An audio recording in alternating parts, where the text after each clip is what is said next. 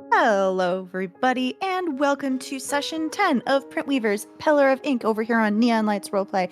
I am your game master, Mare. I use they, she pronouns. And before we get started into the recap and playing the game, we're going to go around and say, hey, who we are playing, and so on and so forth. So we are going to start with Amber. Hi, I'm Amber. I use she, they pronouns, and I will be playing Mariana Cross, who uses she, her pronouns. I'm sorry. I keep thinking about the booty dip.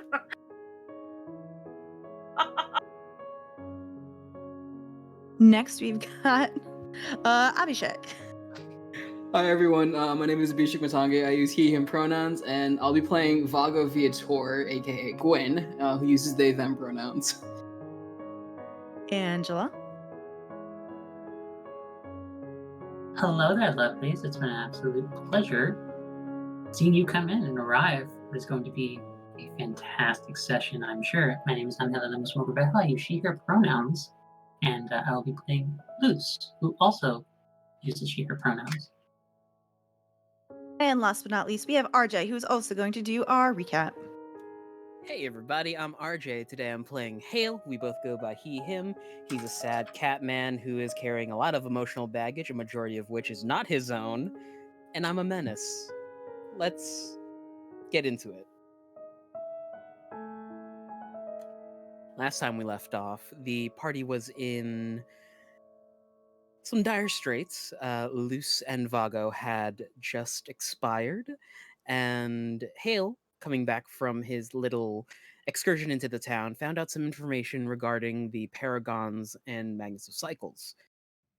Sybil, sensing that something was not right, pulls both Vago and Luce out of the ether and brings them to life as per the Evanescence song. Not without some trauma. Luce nearly strangling Hale, and Vago having a trademark Vago breakdown, which Hale managed to talk both through and calm down.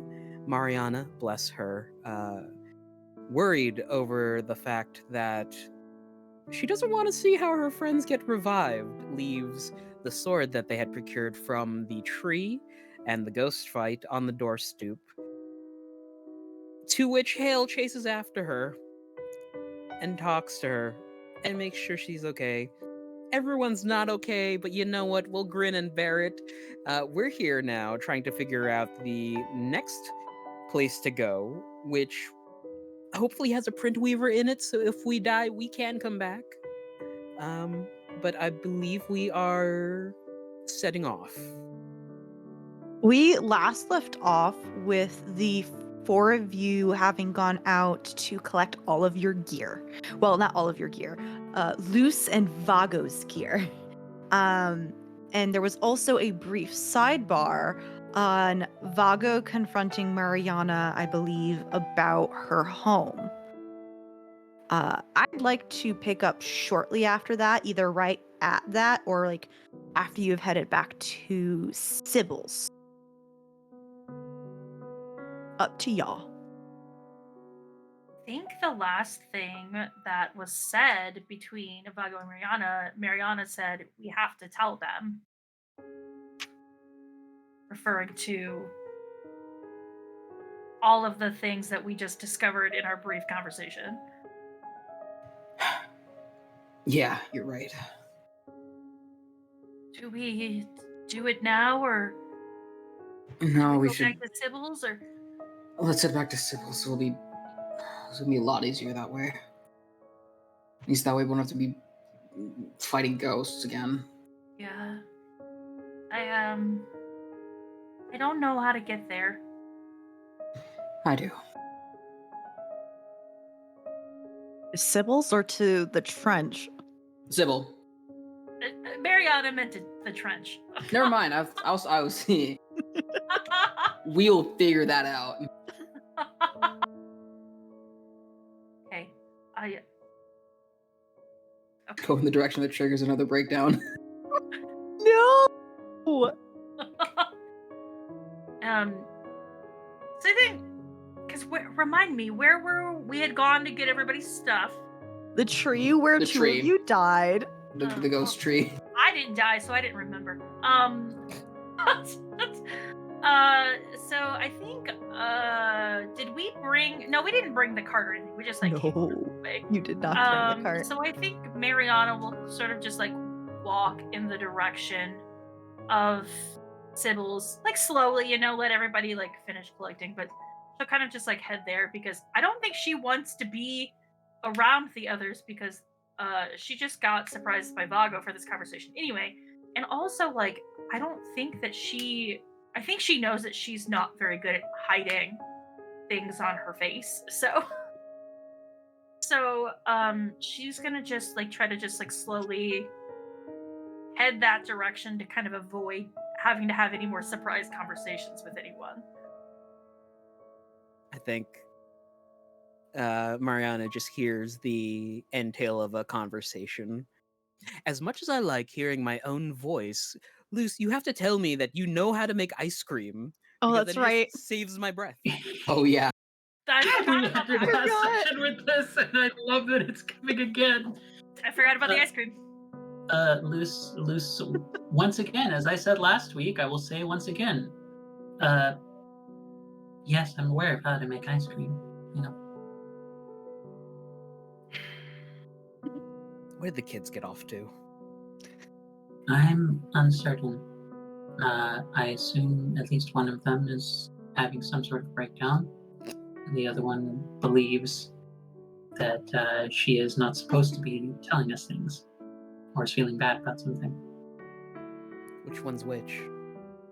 Yes. Vago, Mariana! We're here. Don't take that tone with me, young man. Lava's gonna just roll their eyes. I'm just gonna head back. She's like not looking. She like yells it like over her shoulder as she's like leaving. Once again, leaving on her own. Again. Like turns to look at Hale. Does this? She seemed like she's got something on her mind. Well, oh, there she goes. Maybe. Very Mariana to walk away. That's true. It's a Oh, you fucking meant that. shady session.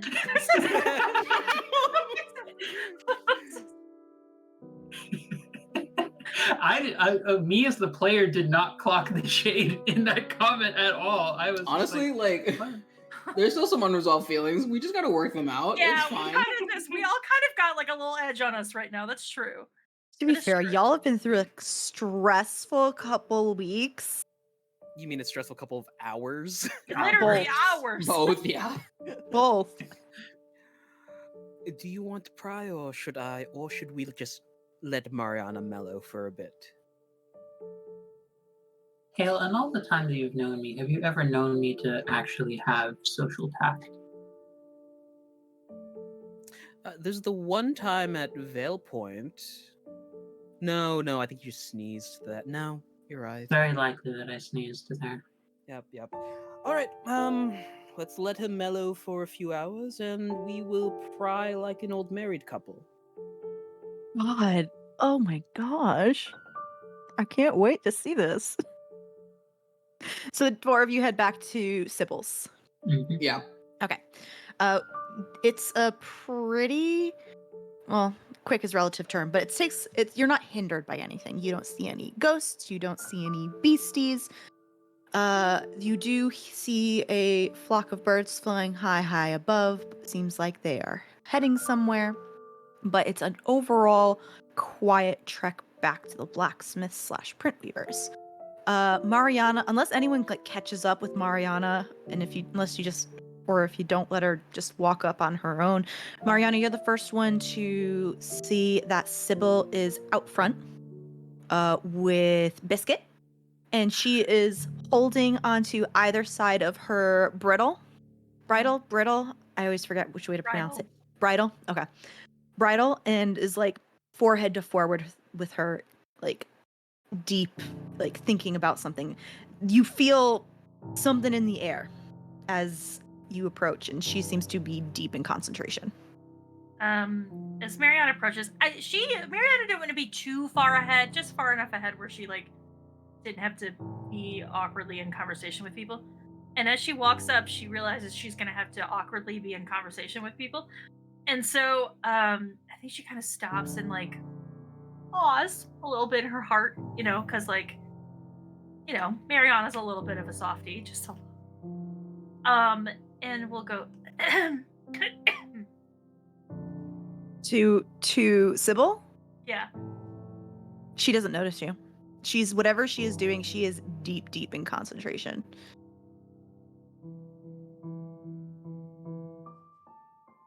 It's really awkward. I think she'll like she doesn't know what to do. Like she doesn't want to like tap her, so she'll cough again. If you're not too far ahead, I think everyone else catches up by the time that you get here. That's what I imagined. Yeah. The other three of you see the same exact thing.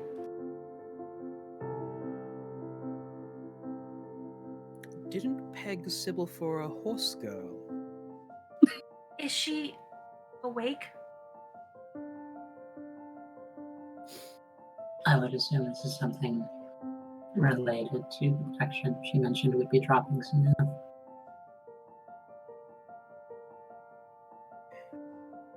Let's grab our things from inside and let Sybil wrap up with Biscuit.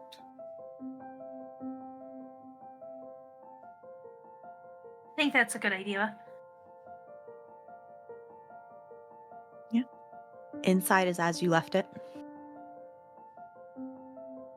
Let's get that stuff cleaned up, pals. Better than we left it. Yep. So you gather your things. Anything else you would like to do?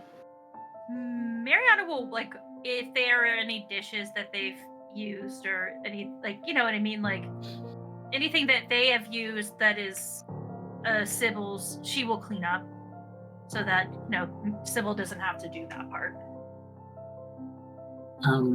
I think Luce is following Mariana's lead as well. And is probably next to Mariana taking care of some of the cleaning. The shitty rogue in me wants to take everything that isn't nailed down. Oh God. Well, she's leaving, so Oh my God. I don't know what she wants to pack with her. make it easy on her. Options. Look, a locket with a loved one's picture in it. Oh my God. Some vases with some dust. I wonder what this is. Look, I just look. I'm just gonna state it right now. I don't normally get inclined to say this kind of thing, but I'm about to fucking lose it on Hale if you do this. Yeah, please don't steal our host's stuff. As much as a person I want you to, as a player, I do not want you to. As Hale, if Hale does, like, Vaga's gonna like death clear them. Like, really? Pocket sand. Put it down. Pocket sand is not a loved one's portrait or If a you- notebook. If you would like to hail, there's definitely like a small pile of metal shavings that you can use as more dangerous pocket sand. Actually, I would like a mallet and pittance. Yeah, I say she would probably have some of those. Okay. At We minimum, the have rope, hammer. But like, if we need to scale something, we don't have Yeah, to no. anchor the rope. Yeah, I immediately, like, the moment you said pittance, I'm like, yep, I know exactly where he's going. Yep. Yeah, she probably would have pittons, or at least something that can be quickly fashioned into that can be used as pittons. Okay. I'll just lump them into one sum as climbing gear. Sure, absolutely. Well, I imagine, because there's also the second floor as well that we were all kind of collectively using. Mhm.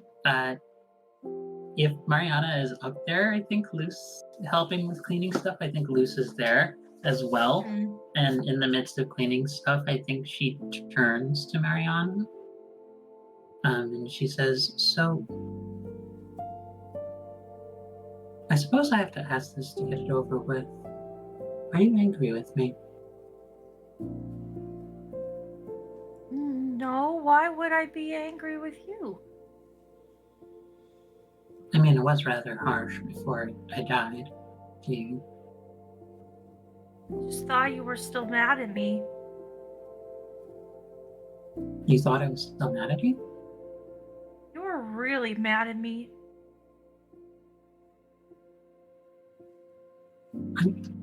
Brianna, in the heat of conflict, I go towards whatever my most impassioned impulses are, which tend to be protect people. And people don't do that. I do get upset. However, regardless of that being the case, that does not mean I should have expected you to know things that most folk don't tend to know unless they've been out traveling for quite a lot. He had just fallen down, so I thought Okay. that they had just fallen down, and I thought maybe there was a moment, and I didn't want anybody else to get hurt, so I thought if I took care of things first, everything would be fine, and it wasn't fine.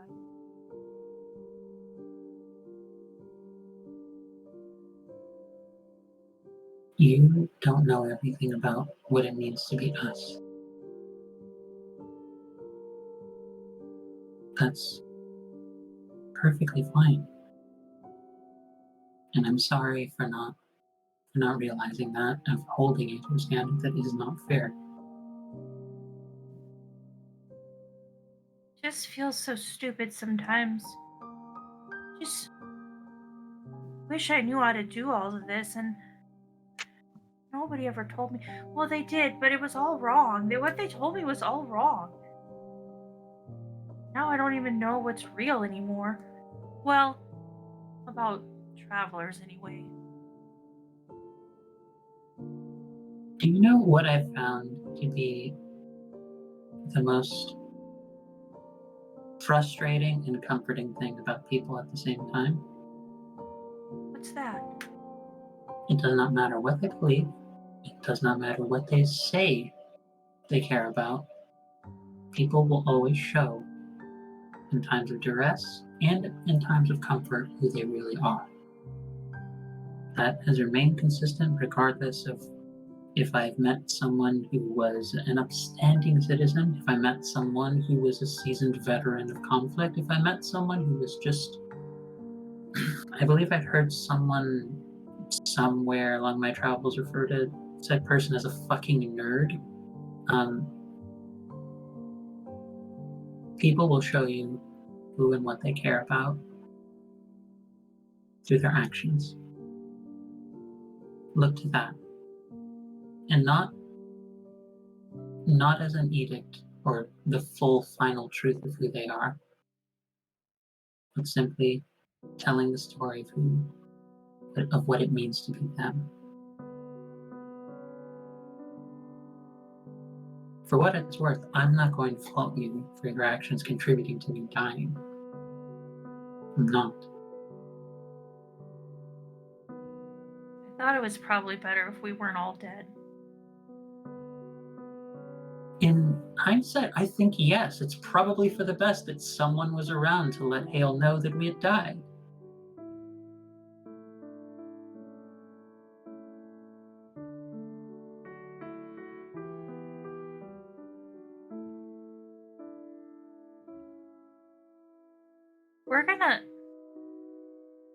We have an idea of Vago and me.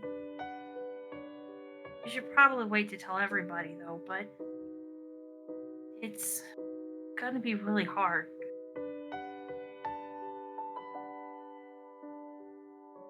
You kind of hear like her there's like she's like doing rotations on her arm, and you can kind of hear the stiffness from which she is like moving around and like still getting used to the armor again, even though it's only been like a day. It's like the new body still feels uncomfortable in some ways to her, and To she's break like, it in, yeah. I don't think any part of this has been particularly easy, considering our starting point is an entire safety point failing, and not too long ago, most of this face was scalded. You looked like a lobster.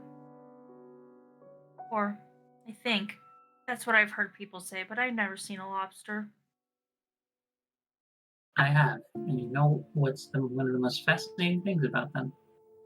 What's that? They're bugs. People eat bugs?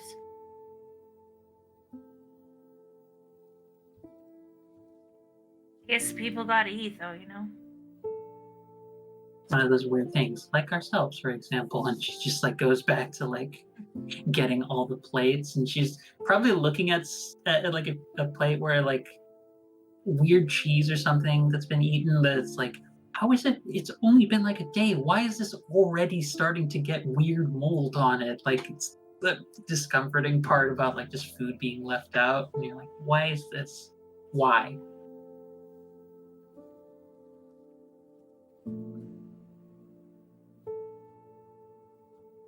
You can't eat that kind. She points at the mold. I can show you which kinds you can eat, though. It's like, it'll make you feel better. I would appreciate that. Not everything was good back home, but some things helped. I like this implication that you have like cheesemonger training. My brain went to, does Mariana know the secret to penicillin? Because I heard, I can show you what to eat, it makes you feel good. That's where I went with it. I'm sure that they were like, they don't do magic stuff back home, you know? So they gotta figure out, you know, herbs and... Mariana knows how to make penicillin. It's canon. It's canon. It's canon. You eat this Canon kind of mold event. that makes you feel better. It's a canon event. It's a canon event. Anyway, sorry, continue. Oh, that's it. Mariana's just offering up her nature finding skills. Early understandings of medicinal care and preventative care. This plant makes you feel gross. This plant makes you feel good. That's all you need to know. This one pretty makes fair. you feel ooh. Makes you feel real good, and then terrified, and then maybe good again. But it only lasts oddly 5 minutes. It's weird. I don't know why it only 5 minutes. Anyway. Hale and Vago, sorry. What are y'all doing before you either you head out back outside? Fago is probably going to take a look around the forge, one last time. Kind of reminisce, look around at all the anvil, the forge, this place that was their childhood. There's a small little like footstool like under like a bench that has tools on top of it where you used to sit there and waited while she worked. There are little notches on the door frame that increasingly go up. There is now. Now there is. It is now been canon. This is like the most empty you've seen it, so she doesn't have a lot of in progress things. You do see all, like as I described last session, the metal stick figures that she uses bringing people back. It looks like she made a couple more while y'all were out going back out to the tree and getting your gear. There's some hammers and a couple tools left, but it's pretty bare.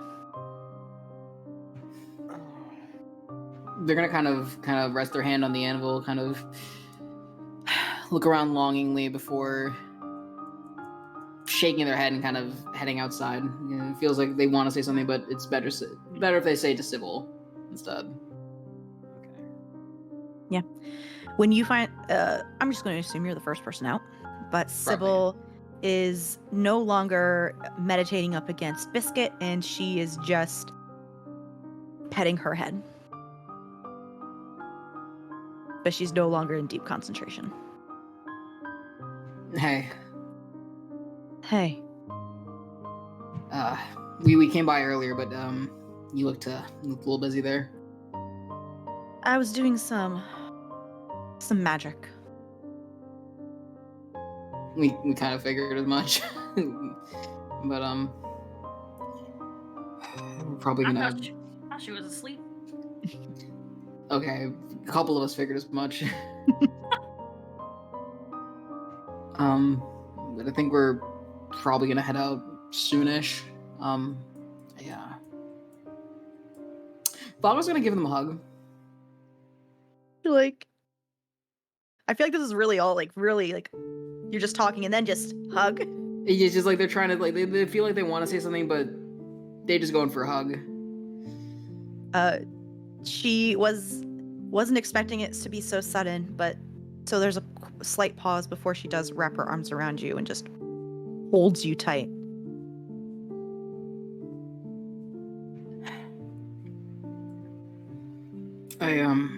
About what we talked about before.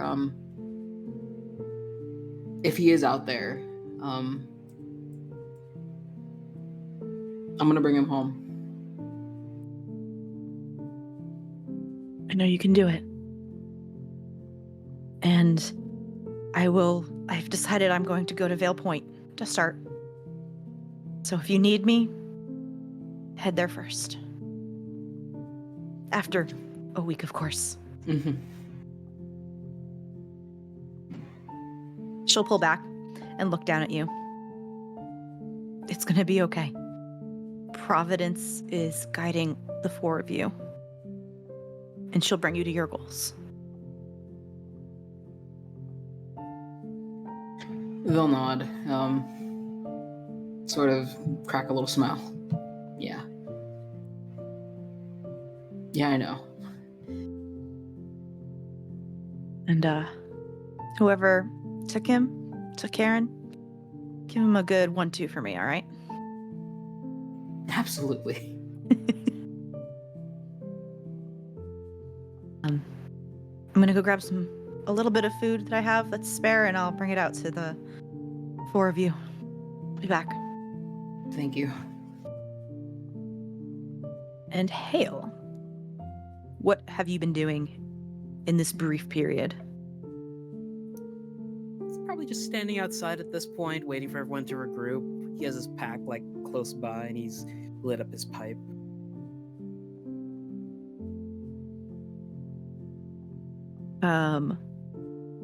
Y'all would notice that Sybil already packed up the spare blankets that you had in the back of the cart for you.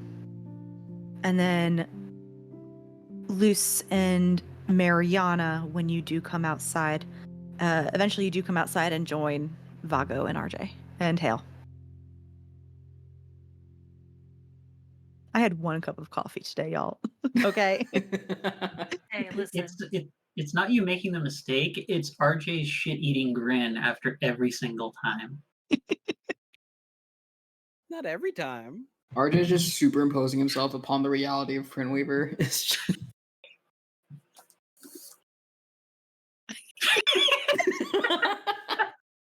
Here's RJ. No. His Yeah. feelings. Anyway. That's the next verge. Here's feelings. Well, that's just going to be a default. Yes, eventually the four of you do find yourselves outside.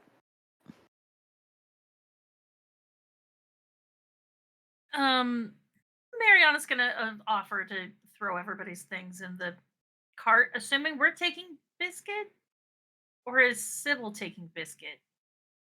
Oh, you never asked, but she didn't say she was going to steal Biscuit or anything.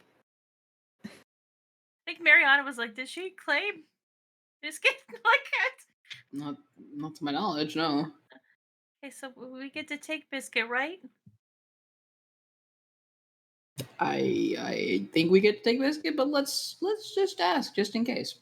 We'll like offer it, like we don't want to be like, "Hey, are you gonna steal Biscuit?" We'd be like, "Oh yeah, did you need to take the horse or like?" I wouldn't particularly use the phrase, "Are you stealing biscuit?" No. We wouldn't say that. We wouldn't say that. We would Okay. say, "Excuse me, Sybil, would you need Biscuit to go with you, or can we take Biscuit with us?" We can ask it like that. And then If I if had she's a gonna gold take star Biscuit, sticker. I'm just No, kidding. I wouldn't do that. you were going to earn a gold star sticker, but then the threat of violence. Listen, I don't know what I don't know. I don't have any excuse. Eventually, Sybil does come out with a just small little package of rations. And she also has something under her arm, rectangular and thick. Where have you decided where you're heading? Well, Vago, this is probably a good time to tell him. Yeah. You start, and I will help fill in the blanks. I think my brother may be at the trench.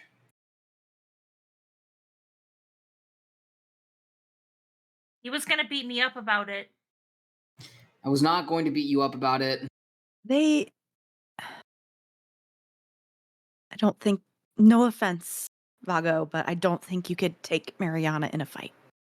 But they were really mad. I wasn't going to beat them up about it. None of that was.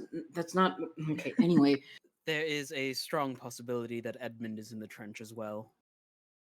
Given the missive I found signed off. I thought a I minute. explained this. You did say something about the message, yes. From Yes. I think Octavia Bessa. Yeah, that's why Vago was like, "Hey, fuck you up if you don't tell me about Octavia." It's not what I said. Whatever, fine.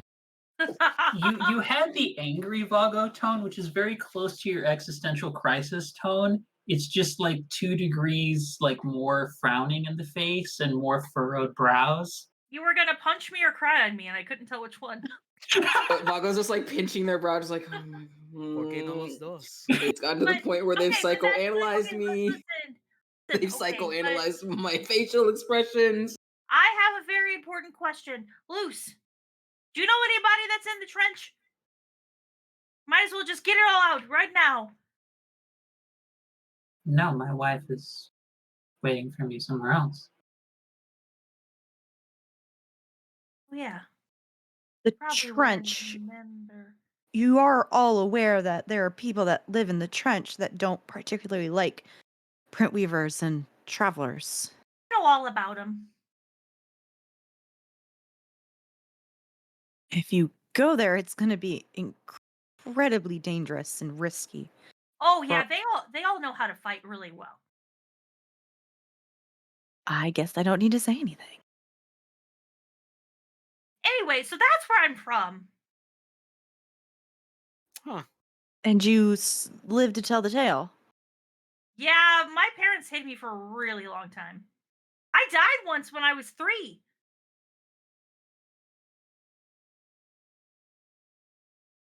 I don't know how to pass this information. I beg Damn your it. pardon? They had to go to a print weaver. It was a whole thing, I guess. I don't remember. I was really little. How does that... Do you need to say something, Angela? Yeah, I have to ask. Is child death on our lines? I don't remember if it is or not.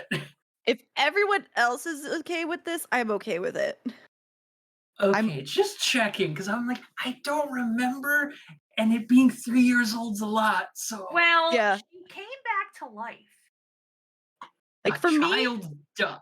for me, Just the knowing line that. is drawn like on-screen death. Got it. Yeah. That makes sense. I'm And okay with that. Mare did know about this part of it. Okay, I forgot. That's Yeah. Deceased. Well, like part of backstory is fine, but like nothing is gonna happen in the that's No, no, narrative. no, no. No, Nothing will that, happen. that's fine. I was just like, I don't remember if I put this down or not. I just want to double check. Because this feels It technically severe is enough to on say- there. It's technically on there, our lines and veils list, but if everyone's okay with this, I'm okay with this. I have a lot more questions than anything. I thought that Are we all okay Yes. with this little piece of information? all right. Okay. Sorry, continue. Leading up to my question of, I always thought you had to attune first to a print weaver to get the revival properties of being a traveler. Question rebuttal. Do you remember anything before you were 3 years old? I remember Edmund taking my favorite toy, but that's more of a personal thing than any. Yeah, maybe I don't know. My parents figured it all out. Hmm. I was there, but I wasn't like there. You know what? Fair play. Good game. Applause to you. I have some questions for your parents if they are still around. Well, I hope so. They were when I left, but they were asleep, so I don't really know. They might be alive. I hope so. Are you telling us that you're a runaway, essentially? Yes. I don't think she's ever told anybody that she ran away. This is the first time. I think this is the first time. That's why, like, She didn't really like run away so much as it's a Just- long story. You just got up and left. You're old She did enough so to go much- on your own trips. Yeah. She did so much run away as run away.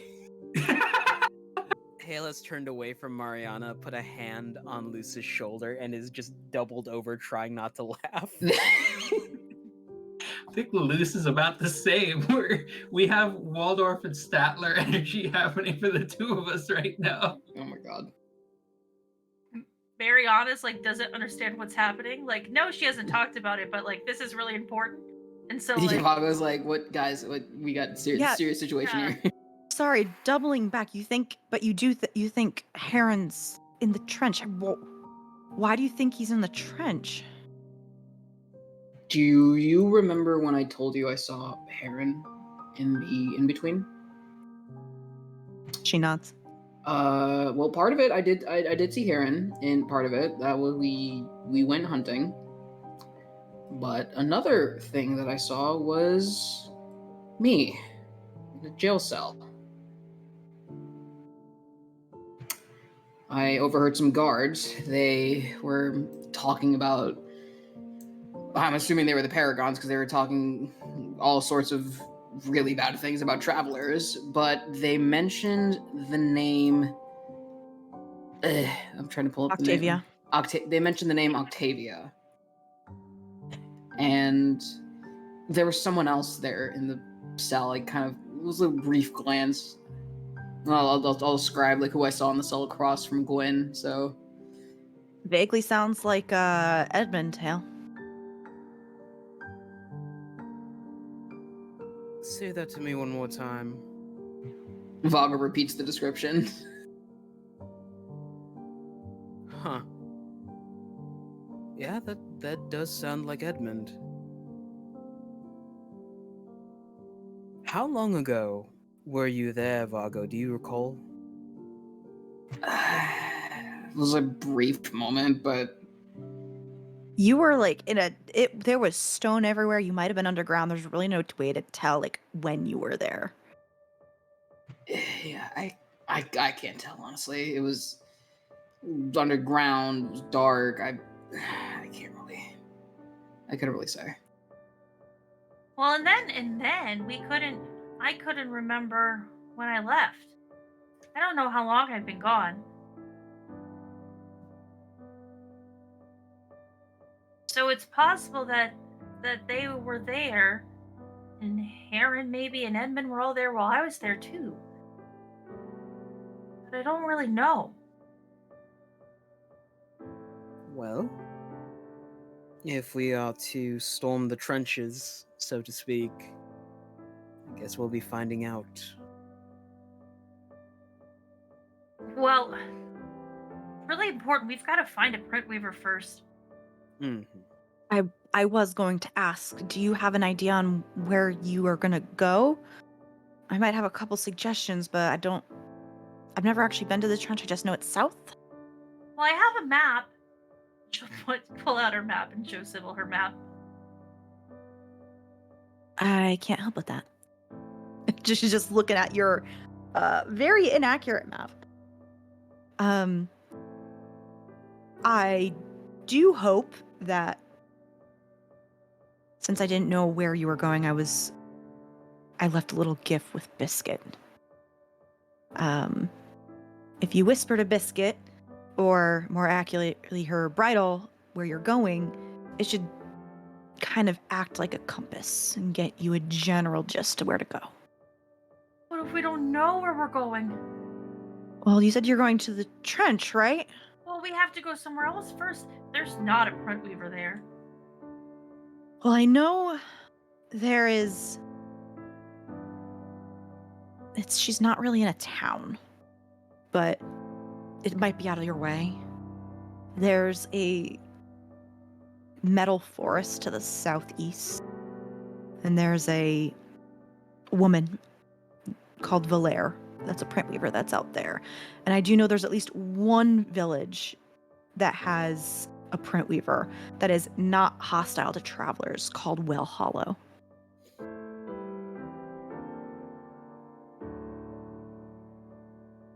That would also be towards the south. Yeah, that one I know it's definitely towards the south.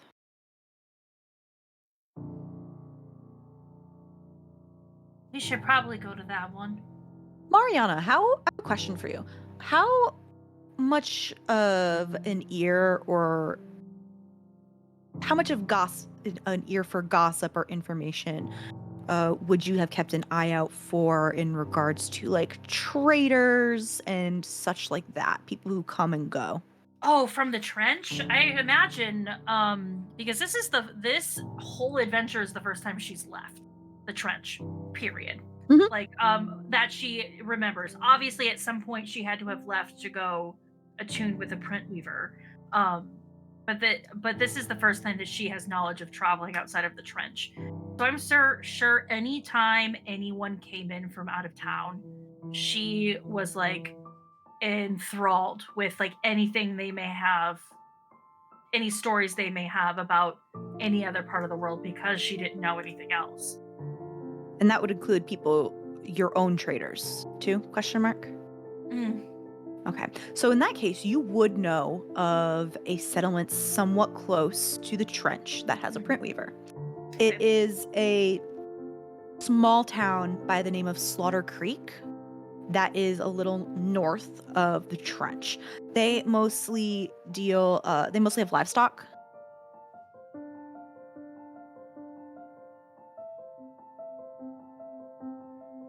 Do you want me to change the name, Ange? No, it makes sense. I was like, oh, that's why it's called that, and then had the, oh, that's why it's called that realization. It's just, I've been No, wanting no, to it's- use this name since I was on vacation in May because this is actual name of a road where I was on vacation. I'm sorry? Um, One word. Texas. Never mind. yeah. I will Never say mind. that is the most metal place you can say you live on the street of. Though it's like the only thing close to that is Dark Horse Drive. Yeah, It was like a road or something, but I was just like, that's a baller name. I'm stealing that for TTRPGs. I guess I didn't even think about that because when I was younger, the place I lived had a Slaughter's Lake Road. The next neighborhood over from me is called Gravesend. Anyway. So yes, you would know this, Mariana, just because there are people who would go out and trade would often bad talk the print weaver at Slaughter Creek. Oh, wait, I remembered something. The animal place. Oh. There was somebody there. There wasn't that far, I don't think. The traders, they didn't take that long to get there. Did not like going there, but gotta get chickens and stuff. There was a place there that the traders would go. It wasn't too far from the trench. There's a print weaver, or there was a print weaver there. I hope that the print weaver's still there.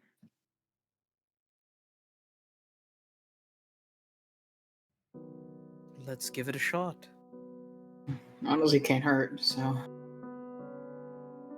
Out of character question for everyone except for Angela. How much ink do you have? Ooh.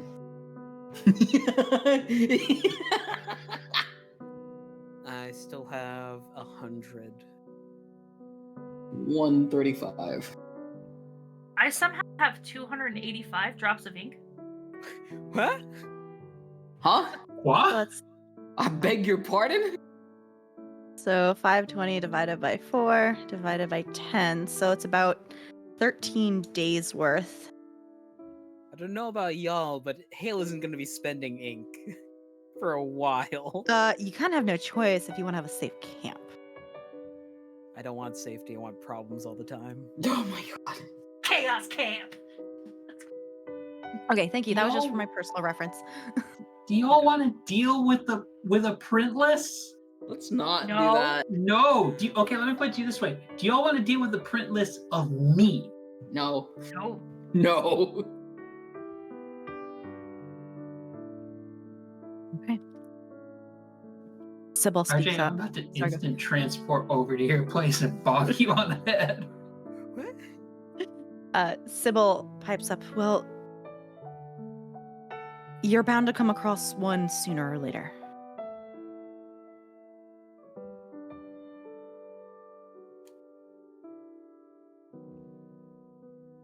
I think if we just head that way, we'll probably. It'll be okay. I think I'll recognize when we get close to the trench. So if I feel like we're getting too close, maybe I can just warn you all and you can go a different way. Or, given the missive, say you captured us on the road.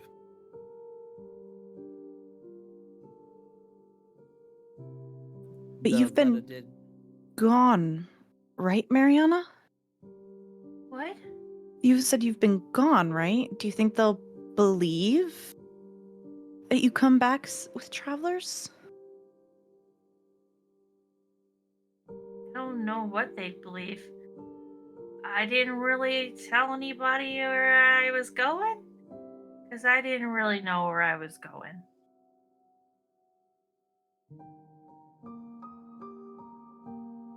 Oh, I did tell somebody. I told Blue. Blue? Yeah. Blue knows. Well, he knows, but he's not very smart.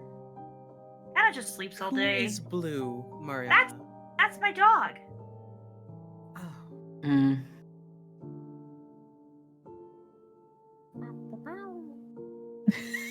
Oh gosh, I didn't even think of that. Blue Skidoo, we can do. No, I was just thinking like that like heartbreaking moment where like the shade Mariana is saying terrible things to her. And I was like, oh, Yup. was this like a really trusted friend or a guardian? No, it was fucking dog. Yup. The only person that misses you is your dog. Is basically what the. Yup. is That's what the crazy. ghost told me. That is wild. Shade Mariana was mean. Scariana was wild. Scariana, confirmed. Canon name. Let's get to the print weaver and start bouncing off some ideas on the road. We have a couple of days at most. Week from. I will be here 1 week. Well Hollow is only a handful of days, if that. The print weaver there's pretty. She's younger than me, but she does a good job there. Because it's like a week, or it's over a week from Clover Here to Point the trench. Mhm. Yeah. Well Hollow's like 2 to 3 days. All right. Can at least get set up there. We plan out. We need to recoup our ink as well. I don't have much. I have maybe like 50 drops. Keep it for yourself. You're going to need it on the road. Agreed. We'll figure something out. Oh, maybe you'll find a big beastie on the way. Oh, like the one that's in the streets. That was a joke, but I like that we're going with it. Oh, I didn't think you were joking. Oh, well, if there's a beastie in the street. No, And- no. Remember, and- Mayor mentioned there's a beast There's over a beast in here. the street. Oh, Yeah, I made it Like- canon after you mentioned it. I didn't know you were joking. canon Well, event. Well, and Mariana wouldn't have known if you were joking or telling the truth. So, Well, I guess if we were to make this place just a little bit safer. If you can find it, you're more than welcome to stay here, and I'll delay my leaving until you leave. And that will be when the week starts. At least that way, if you try to harvest its ink, you don't have to use ink while using your time to get harvest. True.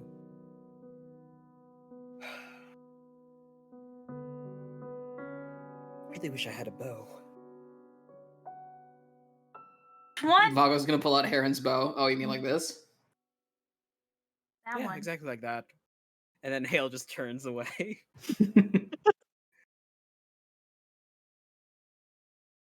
I just imagine Hale stealing it off of Vago at some point. Being like, While they're sleeping. What bow? Yeah, My Bodo. I've had this bow the entire time. Literally has my brother's initials on it. No, the H stands for Hale, not Herod. Oh. Kick his ass. That Just would- kick his ass, Vago. Well, we probably want to go right before it gets dark time, so that We don't We don't contend have with the any ghosties. That would be preferable. Yeah. Okay. So my first question is this. 1, do you want to try and kill the beastie that's roaming the street? do we think we need to? Mariana, although doesn't really know, feels like she is okay on the amount of ink that she has. We have But knows- 13 days altogether. Yeah, roughly. Yeah. That's 13 days per person. Because someone's Yeah. going to have to share with Luce. Yeah. True, because Liz has Nothing. Yes, because And- dying will causes me to lose my fucking ink. That was a random dice roll, okay? depending on the size of said beastie, we could take time to just get like thousands of draughts of ink. I think that the worry would be is that I think Mariana would throw Vago kind of like a look, because the worry is that What the if we get there? Yeah. the farther this goes, the more bad stuff they're doing. Yeah. Mhm. And who knows? We don't really know what they're building up to do, but Vago and Mariana don't think that it's good. Like, Definitely not. really don't think that it's good. So, like, I would worry about taking a lot of time Yeah. Kill beast Honestly, and then harvest. and then harvest. Yeah. we could probably find something on the road Yeah. or in the next town over. Just like we'll be fine. I think it'll be okay without the one here. Okay, so you are not going to just kill the one here? Yeah. All right. And so due to that, you're heading out today. Okay. As you all are starting to finish packing up, Sybil comes up to you, Luce. Do you have a minute before you go? Sure, yes. What do you need? I don't need anything. I have something for you. Oh, that's very kind of you. You've already sort of gestures to the body she's currently in. Well, you've already brought me back. That's quite a lot. You don't need to thank me for that. It's just what I do. And that rectangular thing she had underneath her arm, she like takes it out and she holds it out to you. And it is a book, a couple inches thick with metal covers. It is untitled.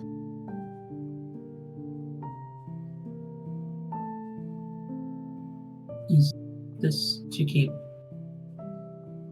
memories in? Yes. I've actually already started filling it in of my memories from years past with you.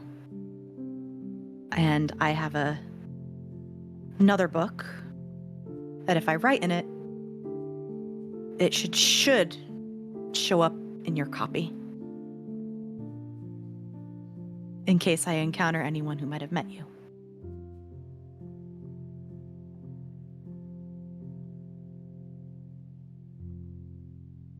Thank you so much. It's not much, but I hope it's something. Thank you for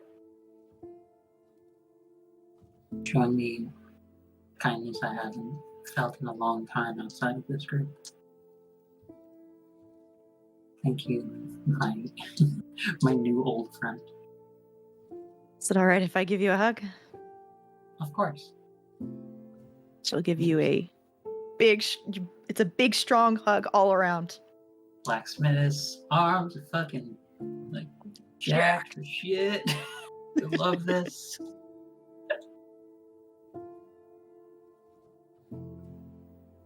And she'll pull away, wipe like a small tear out of her eye. All right. 4 of you are good to go. Magic should last for a little bit on Biscuit's bridal. Hopefully you'll get where you need to go. Thank you, Sybil. Oh, if you do end up going through Perth, could you tell the print weaver that Hale has a lead? I will. I don't know if I'm going to head up to Perth yet. I'm going to head to Vale Point first. All right.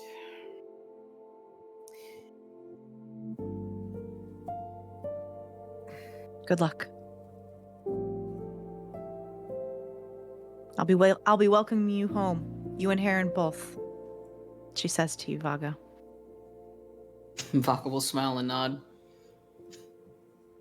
I think he'd appreciate that. And she'll give you one more hug too. Vaca will eagerly return it. And after all goodbyes have been said and done, she lets you go.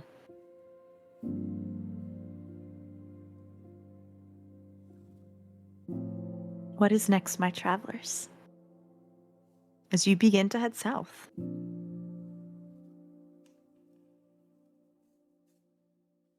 Always on the lookout for any ink tainted like critter. Hale is just going to keep an eye on the road in case there are any Magus of Cycles people out there, or Providence people out there, or Printless, anything that is not conducive to a healthy traveler lifestyle. Okay. But largely he is small talking with everyone just to keep up appearances and make sure the silence isn't too deafening. Once you actually leave Clover Point, you begin to see other travelers. Small caravans. Not many, just like 1, maybe 2.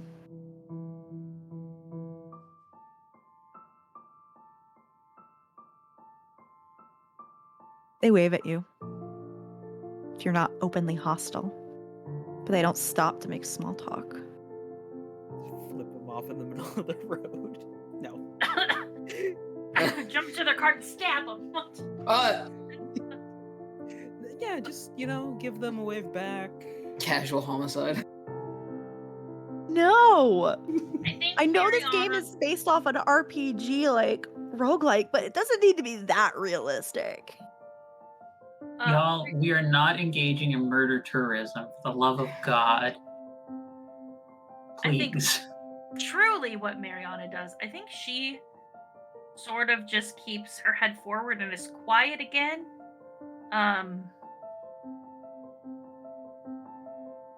Yeah, I don't think that she says much unless somebody. I think she'll talk if anybody talks to her, but she's not actively trying to make conversation.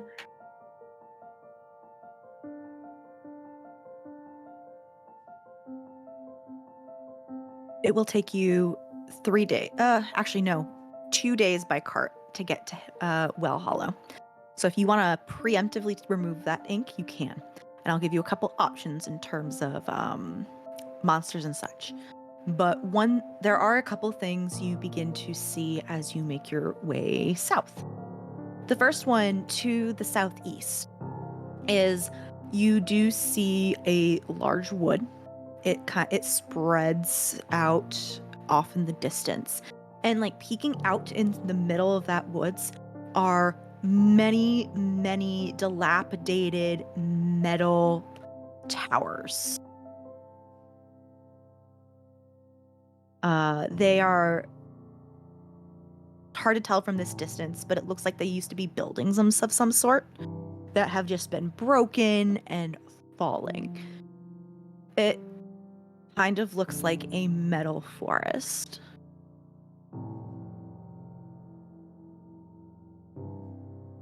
And at some point during these long hours of hopefully comfortable silence and not uncomfortable, you do hear a loud screeching from that direction.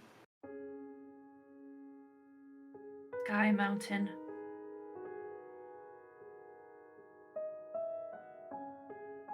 You know, all things considered, I think I died in that forest.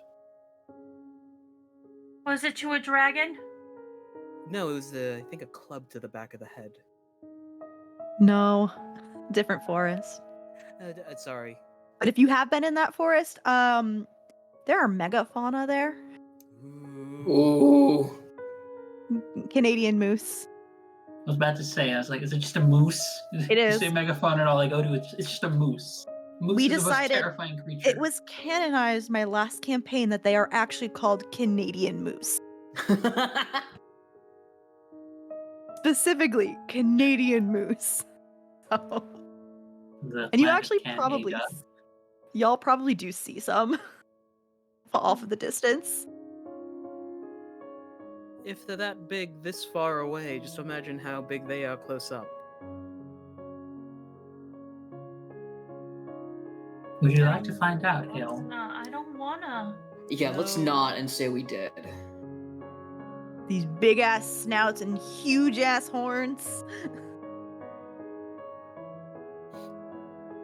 You know, there was a local legend up in Perth where a ink-stained boar got into a wine cellar and drank about 3 to 4 barrels and kind of rampaged through the town, and it was a bit of a pain to get out. Did you say a boar? Yeah, boar. Oh my god. But yeah, that's one of the major land points that you see for till the end of your first night.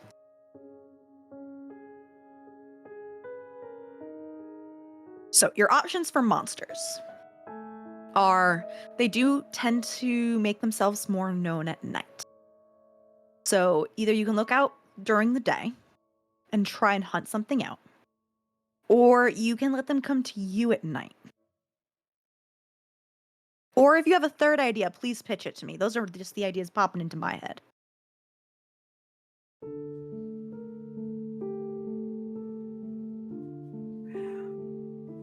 So, those are the options. Unless anyone has a third option, I would like to hear it. Ain't no way. I love that. Yeah? What should we do? Honestly, night is when the most active, which is bad for us, considering there'd be a lot more. The frequency at which we see one during the day, though, is a bit infrequent. But they will be singled out.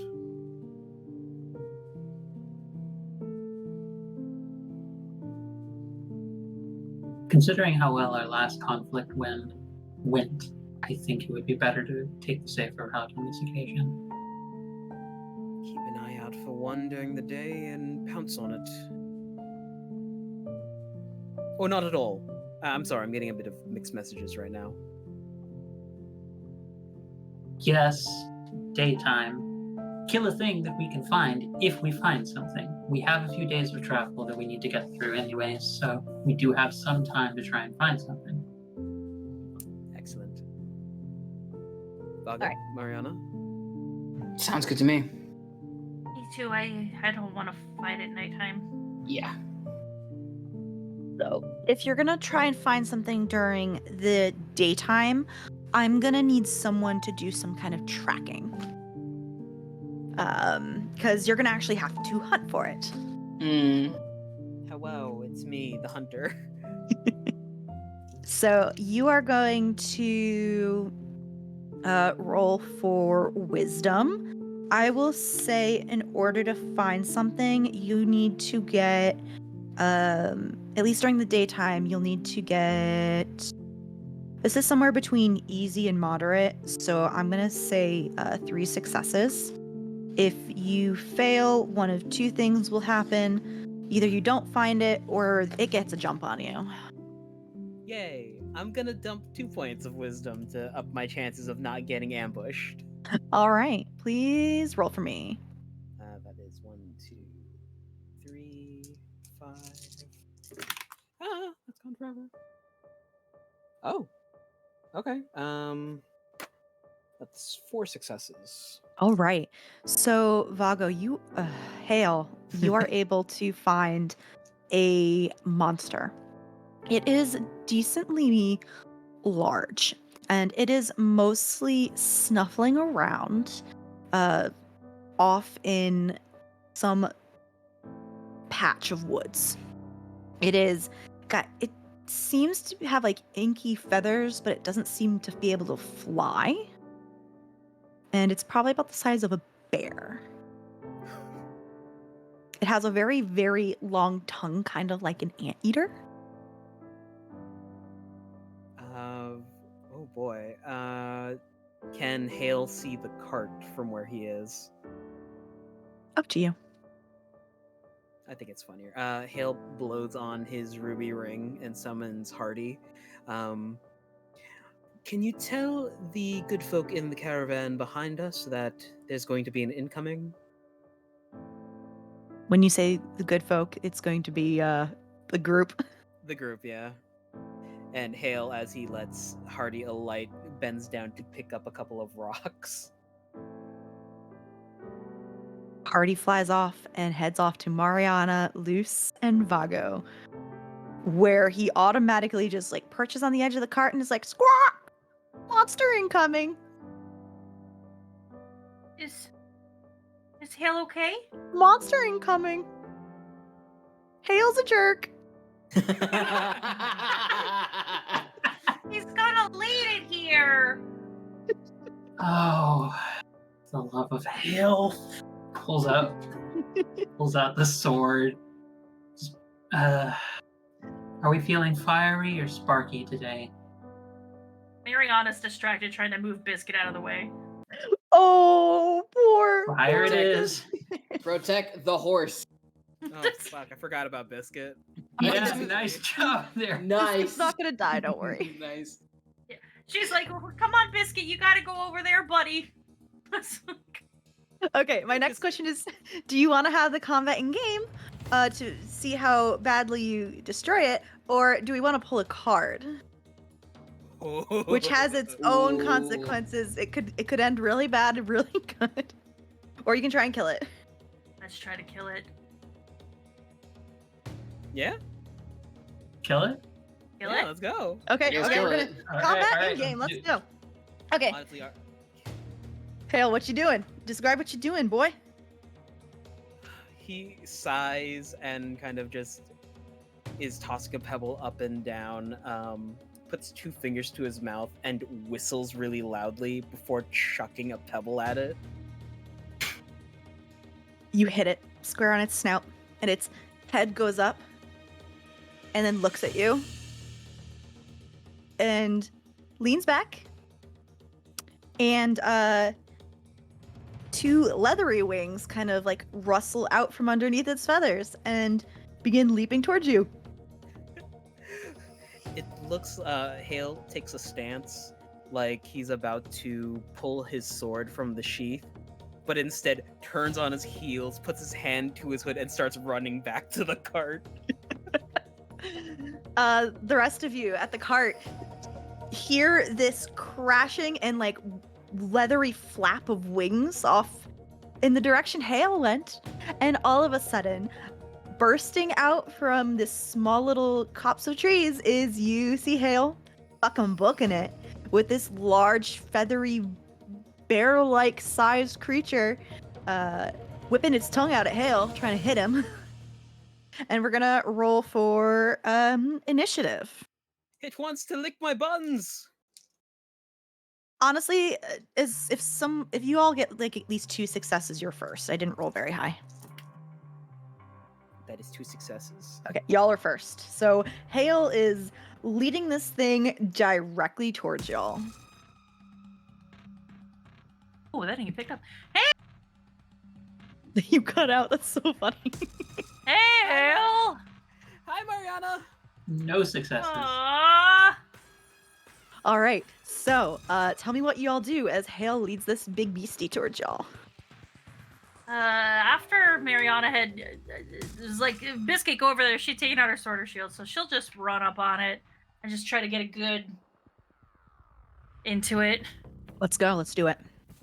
Smack it hard. Gotta get my 2 handfuls of dice. Hang on. You have so many fucking dice. 1, 2, 3, 4, 5 successes. All right. So you are able to do 3 damage to this thing.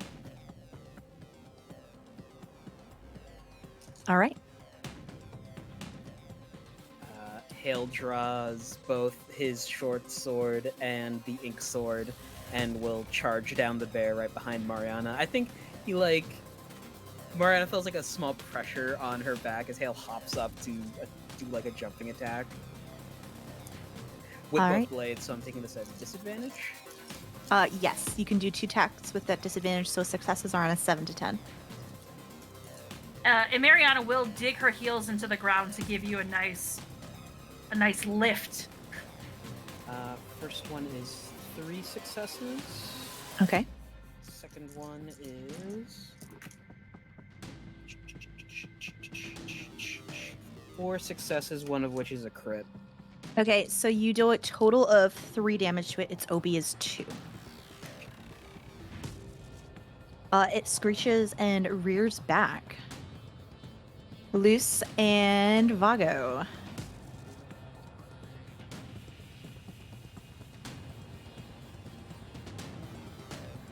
I feel like Vago's gonna pull out Heron's bow.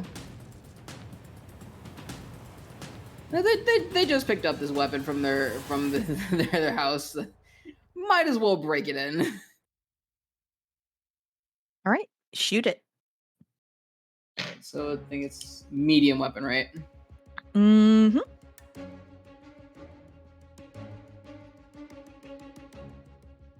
Okay, so strength or dex plus 2.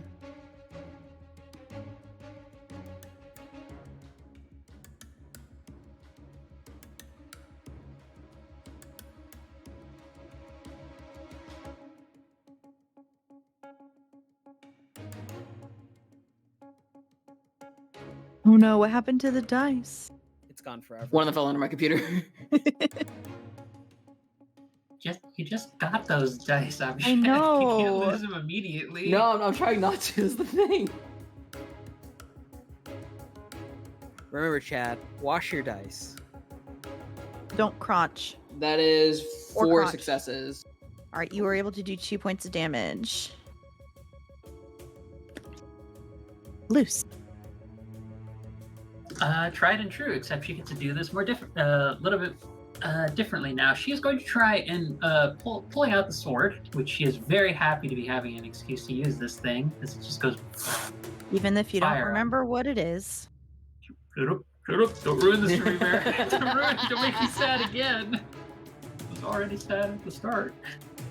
I think she's gonna try and do the usual like sweeping knockout motion, except instead of, for lack of a better term, more graceful, like fluid motions that she's used to with the glaive. I think this one she's literally just trying to, as it's running towards us, try and like hack at its leg to get it to stumble and like fall over. All right, hit it. Go for it. Okay. That would be spent. That would be for a skill action. Okay, so you can do so. All right. So that would be spending. I will spend 2 of my 3 decks on that in order to get some successes on it, Okay. and then if it is something that requires a check, you would let me know Yeah, what it's supposed to be. you're gonna need to do a strength check to try and do that. It's gonna be a contested strength check, but you will automatically have a couple successes to try and like smack it to the ground. Okay, so I have, with what I rolled, 4 successes from that and 2 from the dice that I spent, so a total of 6 successes. Yeah, what does this look like? It only got 4 successes. I think like Mariana's gotten hit at, Hale's trying to be acrobatic. Luce is just like, come on, remember what you do best, and just like focusing for herself. And then just like while the creature is coming close, she just moves to the side and it's just like a nice cleave across its leg to get it to stumble. Yeah, It doesn't and quite hit. It doesn't quite hit deep enough to do like damage, Damage. but it just definitely knocks it down. So now I have advantage. So yeah, now it fumbles and it tries to catch itself on its leathery wings, which don't have feathers on them, by the way. And it will just fall hard to the ground, shaking the dirt and rocks. okay, you are a flyer. I do not like this. I am going to make this no longer be an issue. I'm just going to try and slash and try and hit at the wings specifically. Okay, go for it.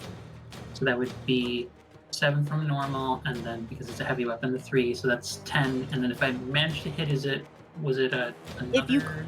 If you crit, it's a certain type of damage. You get a different effect than Gotcha. just double damage. I So got it. if you use fire and if you use fire and it fails on its check after you get a crit, it suffers exhaustion. And if it's lightning and it fails on a dex check, it suffers the blinded condition. Blinded sounds really good, but I'll go with fire because I said I wanted it on fire, so I'll roll now. Exhausted gives everything disadvantage, and blinded fails all checks related to sight. Ooh.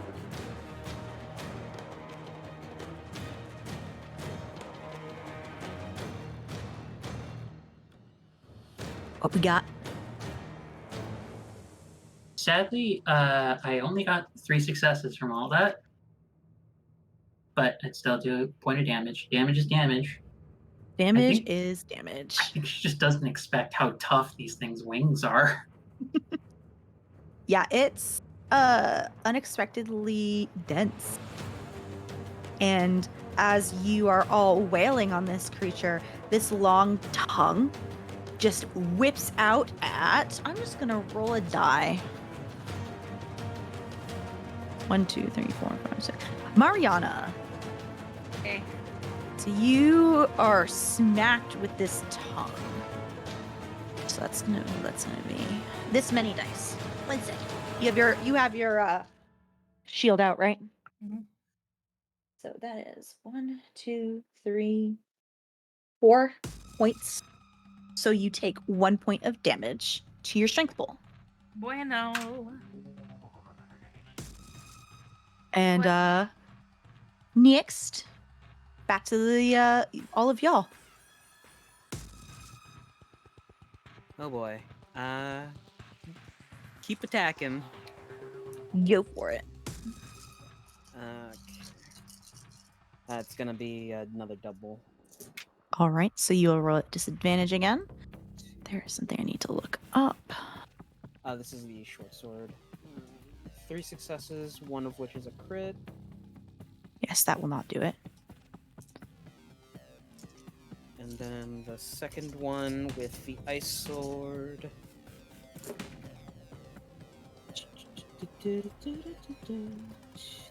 Another 3 successes on that one. So how many is that total? OB2. OB2, 6 successes in total. Okay. So they need to be separate. So 3 and 3. 3 and 3, yeah, sorry. Okay, so it's only 2 together. All right, Nyx. If Mariana was in this one? Yeah. Oh, the it Mariana doesn't counts, matter yeah. what the order is. Oh, it doesn't matter what the order Yeah. is. Yeah, So she'll go ahead and She'll go.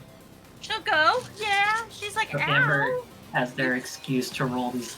So many dice. It's literally it's both of my hands full. Oh, let's see here. Oh no. 4, 5, 6, 7, and 2 crits. So you got a total of 10 damage because you got 7 crits minus 2. It's 2 Wait, crits. yeah, 2 crits. Yeah. That hits its OB. It is so that is doubled. How do you annihilate this thing? Jeez.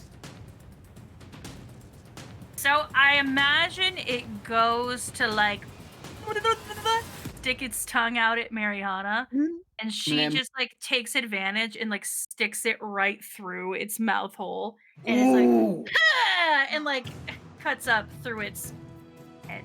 Sorry, I'm imagining the Yoshi sound. Yeah. Dead Yoshi is what you've now conjured in my head, Mare. Thanks. I'm sorry. Listen, I don't Oh. say things as graphically as I think them in my brain. It looked real cool. Look at it. It's still cool. But then I imagined Yoshi afterwards. I was like, Oh. Or everybody. Okay. So you are able to kill this thing. And it is now like on the side of the road. You know how it is. Harvesting. Harvest time. So for the more experienced travelers, so that would be Luce and Hale, you think to get everything you could get out of this, it would take 3 days. And that would, and out of character, that would be a D1, a roll out of D1000 for ink drops.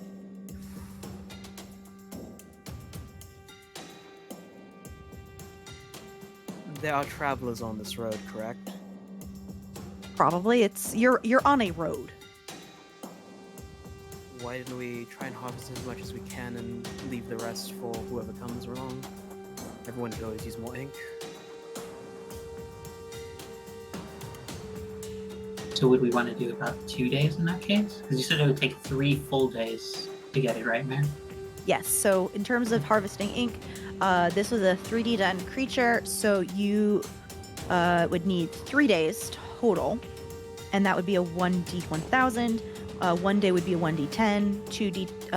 2 days would be a d100, and then add an extra 0 for the next 2 days. Do we feel like we will get enough ink from this if we just do 2 days? I know how pressing time is with your loved one, but this is, I think it's more appropriate that we ask you. This is just to make sure that I will be covered and that we do not have to cut heavier on our resources than need be. I think it'll be okay, right? I think 2 days should be fine. It just means less time on the road for us searching for more ink when we get down to the dregs. Yeah, that's true. We don't want to be close to the trench doing any of this. I think this is the safest way. It's a So risk real- we'll have to take. So the real question is, do you trust the D100 roll? Over the D1000. We go 3 days. That's the big question. I think we have to. I really think that if something happens and we get effed up and we have to get more ink, then the closer we are to the trench, the more dangerous it is for us. Not just because of monsters, but because of People, there. yeah. people who are going to attack us if they see Yeah. us. Yeah. And you have to we- remember that the if you roll poorly, you're actually going to be in an ink deficit, Yeah. because 2 days is going to be 2 nights. Oh, it's So it'd be a lot better to get the bigger The full odds amount. of 3 days. Yeah, Because you're bound to roll over 100. at least, yeah. Yeah. You Unless say you this. really botch You it. say this. You say this. I believe in us. I Okay. do too. But I'm also a pragmatist, therefore I'm preparing for the worst. But I think both player and in character, if Vago is okay doing the full 3 days, as much of a risk as it is to loved ones, to at least the whole party's loved ones, to take that long, I'm okay with doing the full 3 days. Like, as much as Vago would love to go in guns blazing, like, they understand, like, it's better to be prepared than go in half-cocked without a plan and underprepared. Mm-hmm. Especially given how dangerous everyone is saying the Trenja is. This isn't just a creature that doesn't really have rhyme or reason to it on some occasion. This is, like, people who are trained. So Yeah. they will have the means, like, both in and out of character, they will have enough understanding to target Hurt us. and focus. They're Yeah. not only trained, they're trained to take out travelers. Yeah. They know Yeah, how to that's- fight travelers. I wouldn't say they, Yeah. they specifically aim to take out travelers unless they're like actively trying to be in the area. But like these are people who do not rely on ink for protection. So they have to know how to fight monsters without the assistance of ink. Which is scary as fuck. Because normally, in order to even do damage to a monster, you need a magical weapon, which are given to travelers. And while it's not impossible to kill a monster without a magical weapon, it is infinitely more difficult. Right. Which is why Mariana is so strong. I mean, canonic, like story it wise, makes she's sense. so strong because does she make had, yeah. Fight things without ink for a while. Okay. So it sounds like we're going to do the 3 days. Yeah. All right, we'll do the math of how much ink has been consumed in the trek, and then how much you get during break. So everybody, please pet your pets, hydrate, and we will be back soon. Bye. Hello, everybody, and welcome back to session 10 of Printweaver Pillars of Ink. We last left off with our players completely demolishing a monster and harvesting it for its ink. They rolled pretty well. They got 526 drops of ink from the beastie and have continued on to a safe haven, another town that would have a print weaver so they could reattune to it. And if they die, they don't have to worry about being stuck in limbo forever. Because I think that's what would happen. That's what I have decided. You would stay in limbo forever until something happened, which is terrifying in its own way. Which I've seen what happens when you all died. No, thank you. Yeah, let's not do that again. Also, to answer your question, Abhishek, I have rounded it up to 132 each. So, after you have harvested the ink from this animal, this creature, this beast, you continue your way south, and you eventually see a small town in the distance. You see this small village surrounded by cracked stone walls. Which have the torn banners hanging from them at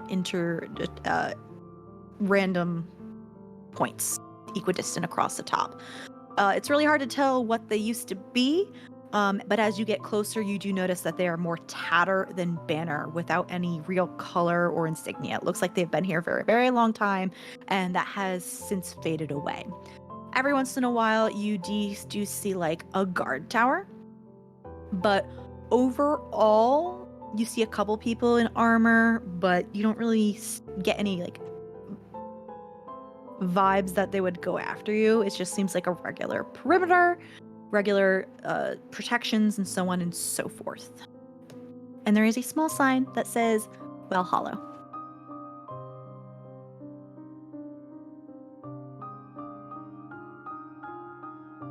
Well, As always, Luce, just like every other town, feels familiar to you.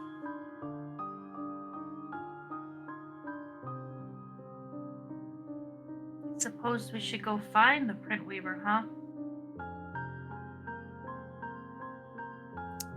Probably a good idea. Can Hale be driving? He'll lean over and whisper into Biscuit's ear. Can you find us the print weaver? Hoping the magical bridle will help guide us there. Very large town. It's like maybe at most 150 permanent residents. Oh. But like, Alright, fine. I'll retract my cute scene then. it's cute though. But her ears do flick towards you. And like as you lean down, she turns her head and like begins to snuff your hand. Because you have since bribed her. Remember? Yeah. She loves you. But she will continue walking in if you guide her. It's not a very, doesn't look like it has like an active market, but there are folks doing business, shooting the shit. It looks like there is a small tavern/inn. You get a couple waves as you walk in of greeting.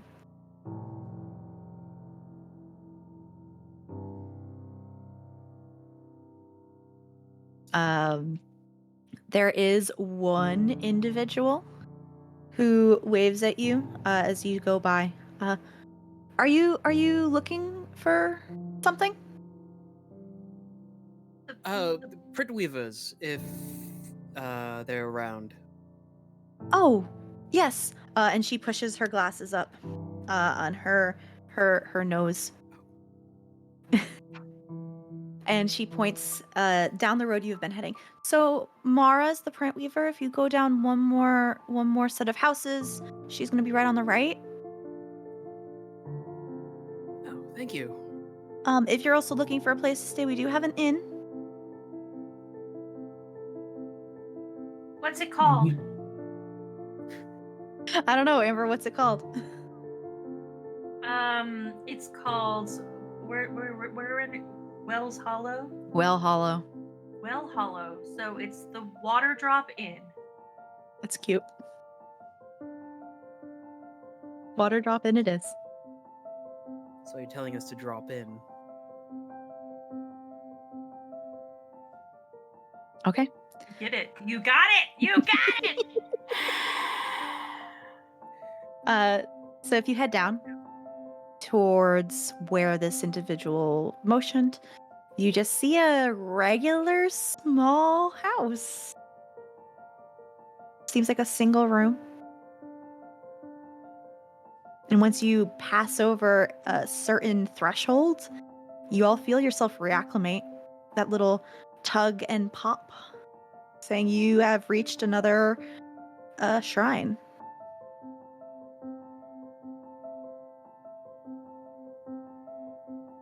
Oh. Well, that's good. You had 2 days to spare for Sybil.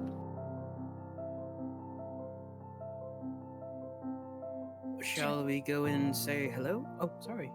Oh no. We should ask when we go in if there's a way we can send a letter. That way Sybil's knows where we are. Knows where we ended up.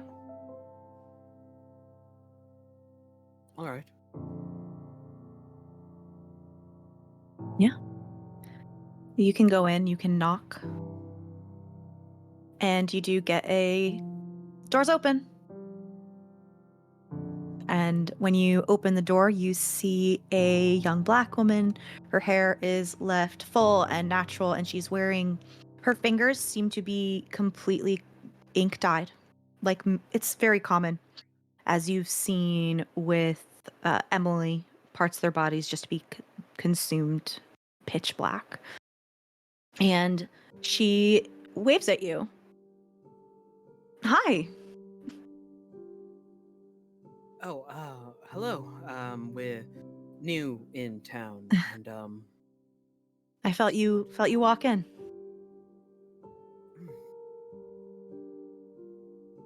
So, hello. We're traveling down to the trench, I guess. She gives you a look as y'all say that.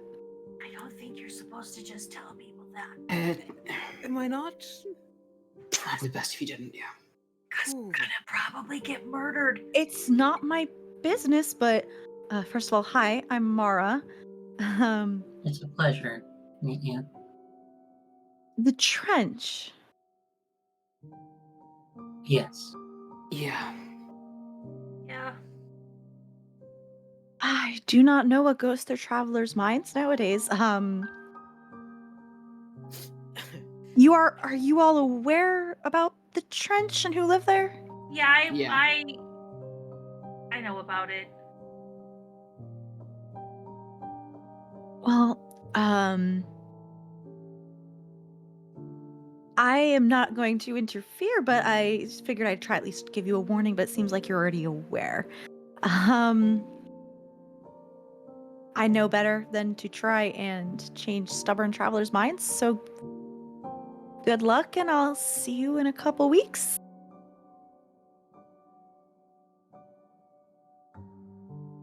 But how far is it? Oh, from here? By foot or by cart? We have a cart and Biscuit, Biscuits, the horse or donkey? the horse. By cart, it should probably be about 5 to 6 days. Okay. Takes a little longer on foot. Thank you. I have a question? We have seen a lot of things when we've been traveling, and she's trying to sound like professional. I think it's like she's trying to be like, yes, I am a traveler and I know what I'm doing. You have Um, all these worldly experiences. Yeah. What kind of monsters do we find south of here? Oh, I can only tell you what I have heard from other travelers. I haven't actually left Well Hollow in a very long time. Um, there's a lot of small, obnoxious ones. Kind of ones that you would find in hordes. They're not very strong, but when you come across them, they can overwhelm you. That's a lot of them. There's a couple larger ones, but they tend to stick to themselves unless you go actually hunting them. And though they aren't monsters, I do need to warn anyone who does come by, if this is your first time in the area, we have a lot of large animals. I'm talking about their heads and horns come up to the roof of a house. Yeah, if you see something that looks like a really weirdly proportioned horse with horns and big heads and big snouts, please stay away from them. They're mean. They're mean, and a good friend of mine, Traveler, has been killed multiple times trying to ride them. Ah, Why would you do that? That's Were you saying something, Angela? No, that's just me thinking, after the first death, why would you try and do it again? listen, determination is a powerful drug. They really were not off put by dying and really wanted to become friends with the moose and ride them. I love them dearly, though I did question this desire on multiple occasions. I think I Huh. would too. I would I wonder how they're question- doing. Well, if you haven't seen them in a while, that might be a good sign, right? They went traveling on a quest a couple months ago, far, far to the north. I can only assume that they are doing well. Mariana will look at Vago with that a little bit and be like, that's all you can hope, right? That if you don't see someone for a long time, that they're doing okay. Yeah. Yeah. I realize this is a bit of a peculiar question to ask, but do you recognize me by any chance? She leans back and looks at you. I think you've stopped by once. And it helps that I finally find an occasion to meet someone who didn't already know me. You seem well traveled. It wasn't a very long meeting. I think you only stopped by briefly. And you didn't return. So I'm assuming it went well, whatever you were doing at the time. That's a manner of looking at it.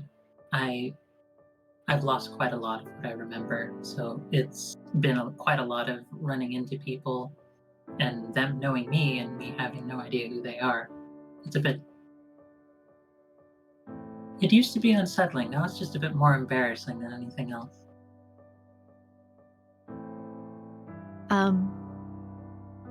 No, yes, you came by a couple years ago. Oh,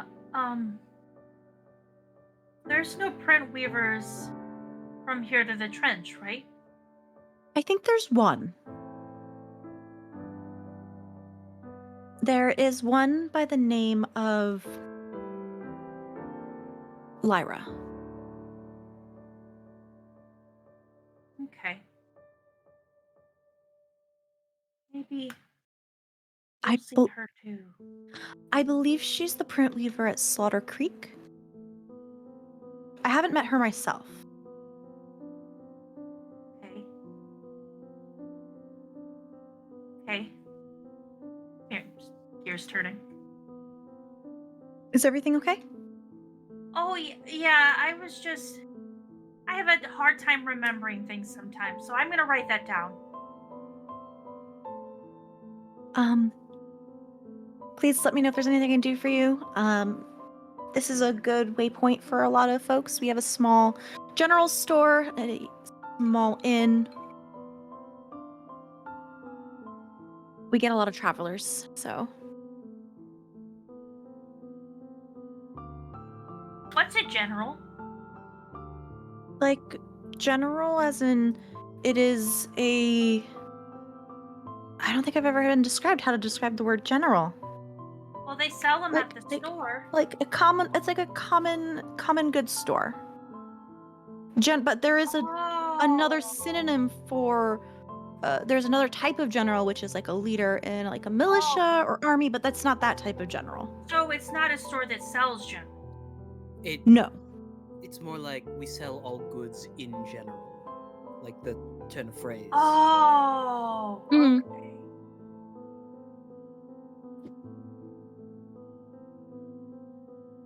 I don't think You go ahead. I don't think I've seen one of those before.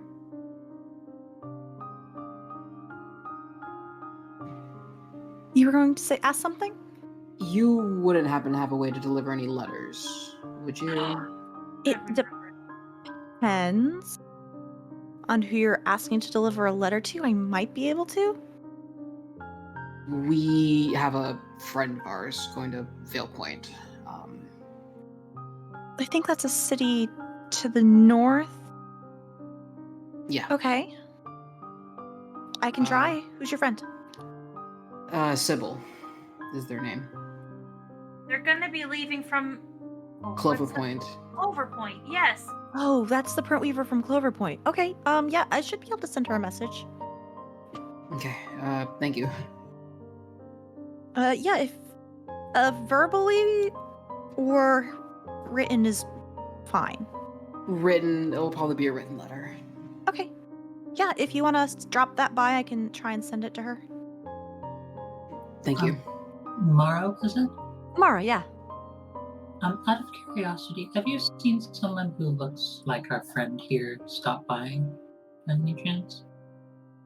Who are you motioning to, Avago? To Vago. I'm gonna leave this up to a card draw. Oh. Ah. Okay, so Welcome, Abhishek. I'm scared. All right, so I have pulled a card called the Incriminating Skull, which is, I think, one of my favorite cards. Disaster discovery, evidence, connections, and family friends. Let me read this whole thing to y'all. The skull is uncovered, revealing a long-buried wrong. It is evidence of a crime. However, the skull was once a person, and that person's family and friends miss them. They wonder what happened to them, and discovering the remains of the victim actually brings them some comfort and closure on the situation. The evidence that is uncovered might be the result of a long investigation, or might be entirely accidental and inadvertent. It might be something that people have long searched for, or the remains of someone or something that no one even knew was missing. Last, it might be something that someone was trying to actively conceal, or might just be the remains of some past event covered up only by time. The cards fucking know, even regardless of the goddamn system. Why did the Sooth Garden? Why do they know? Why do they know? I don't think it shows on the overlay, but I've just been doing a little jig and a dance over here for like a good minute listening to this fucking card. I've just been like, what? Mara looks at you and just kind of gives you like a very analyzing look, and she's just staring at you for like a good 30 seconds. You do look familiar, but I know I haven't met you before. Do you have any family or anyone? A brother. Tall, long hair, traveler. He came by probably like anywhere like over a month ago. Was he alone? Was he with someone? He was alone. I didn't get to talk to him. He kind of just like I was drinking my evening tea. He kind of just ran onto the property and left. Like he ran in just enough time to like attune in case he died.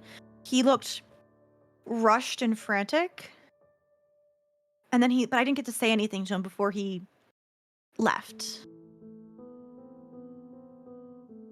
Did you happen to catch which way he went, like direction-wise, like generally, like anything would help, honestly. I didn't really leave my house, but he looked like he was heading back down the street. Okay. You can check the inn to see if he had a room here. Yeah, I'll do that. Thank you. I hope everything's okay. He's kind of long overdue for a visit at home, so.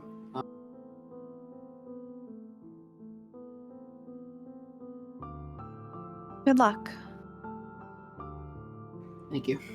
And if he shows up again, I'll let him know that... What's your name? Gwen. That Gwyn was looking for him.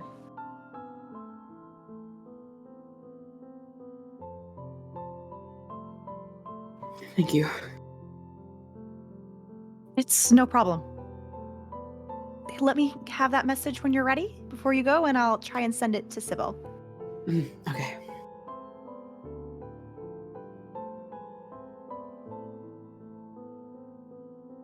You all good? Okay. Where do y'all go? To Well, the inn to follow a lead? Question mark. Yeah. Are you also and gonna get a room for the night? that's what I was just about to ask. Yeah. are Wouldn't we hurt, yeah. okay? Okay. Okay, cool. Yeah, this is definitely towards late afternoon. Probably not. It's not early enough to go out traveling again until the morning. Yeah. So you can head to the inn, which thank you, Amber, for naming the Water Drop Inn. And it is small. There is enough room for you to stable Biscuit. It can be added to your room fee, and you go in. It is maybe like, I don't know, like 3 to 4 rooms total. Like, it's tiny. Like, it's a small town. They get frequent travelers, but it's not very large. And you all get a nod from the barkeep behind the counter. And they give you Vago and you Luce a nod especially, like, welcome back.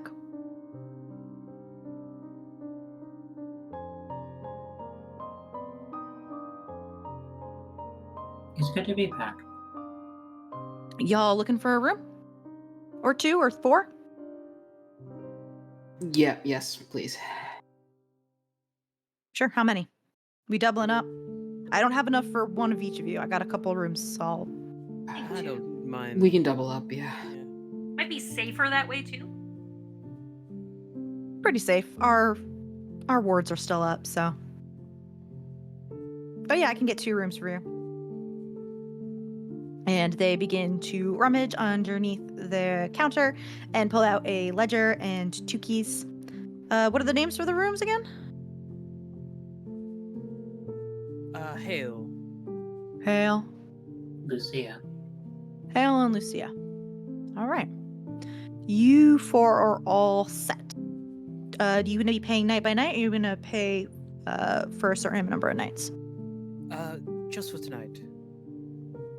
Yeah, no problem. Travelers like to get on to the next adventure, am I right? Yeah. Let me know if you need anything. By the way, Will kind of push Vago to the front. We were wondering if there was a particular traveler that came by your your inn. They look similar to me or anything like that. Yeah, I remember. Y'all were here like a couple months ago, heading south. Sorry, I'm not Okay. better with names. They just don't stick. You're fine, but you're sure like it was someone who looked similar to like myself and Y'all looked pretty damn similar, kid. Like I don't remember names, but I don't forget a face. It was you 2 and 2 others. do you Wow. remember what they look like? Do you not remember what they look like? It's been a rough couple months. Memory's been kind of fuzzy lately. Yeah.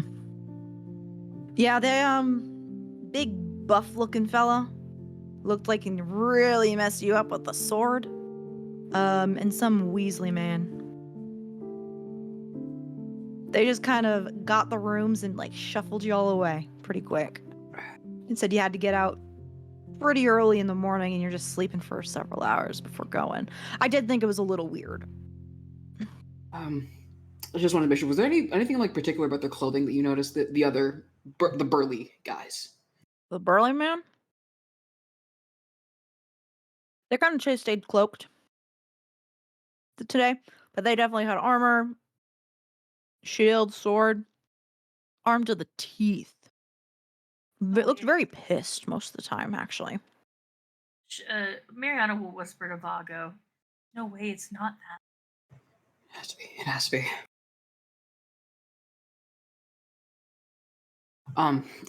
Thank you. Thank you. You gonna be all right? Yeah. Just kind of retracing his steps. He kind of just cracked open a lead for us. So kind of processing all that. Good luck. Hope you find him. What was your name? Oh, me? Yeah, my name is Faust.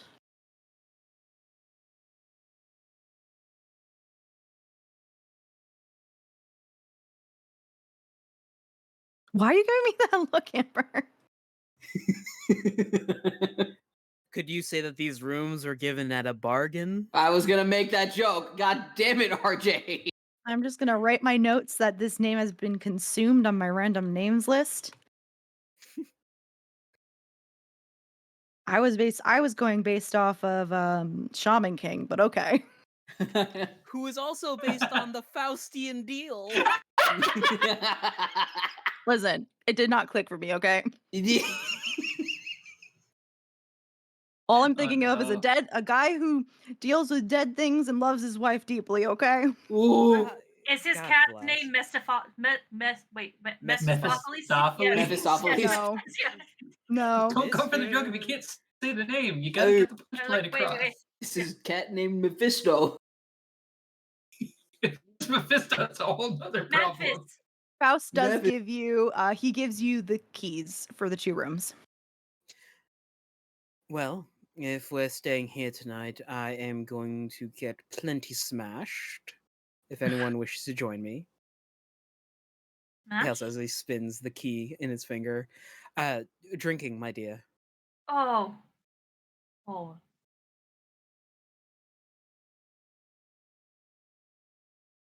I'll save you a seat at the bar. Thank you. You'll be needing to save too. I think I could save a couple seats, and there's like very few people here.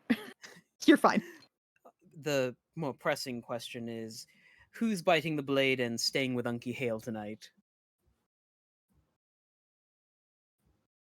Luce has the other key, so you two have to fight it out. I put my hand on my nose first. Luce passes the key over to Mariana because I think she assumes she's going to be bunking with, well, not bunking, but sharing room Rooming. with Mariana.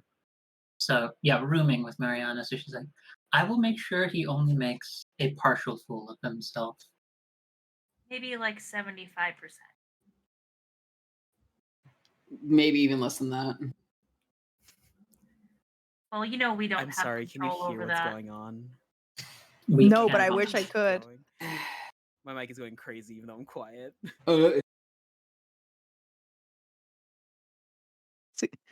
Sorry, go ahead. Continue. Right? I don't remember. Oh, 75%. You know we can't control how much it really is.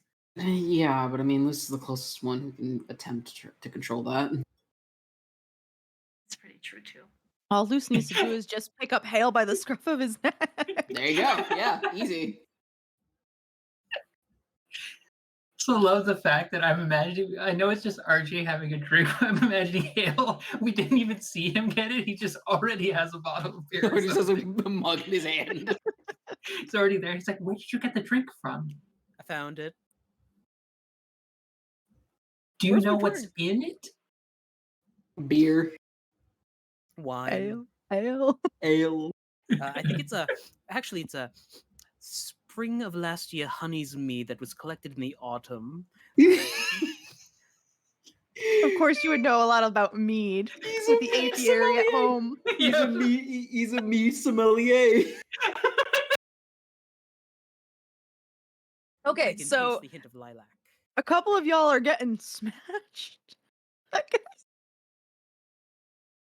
I mean, Oh, two Reasonably. people. One has to be under the supervision for Hale, and Yeah. Hale is gonna go to be Unky Hale for a little bit. Okay. Is there anything anyone else would like to do tonight or talk about? Vago, do you join Hale and Luce, or do you go? Because Mariana's gonna go upstairs. She doesn't drink. It's not fun. Yeah, I think Vago's gonna join Mariana upstairs.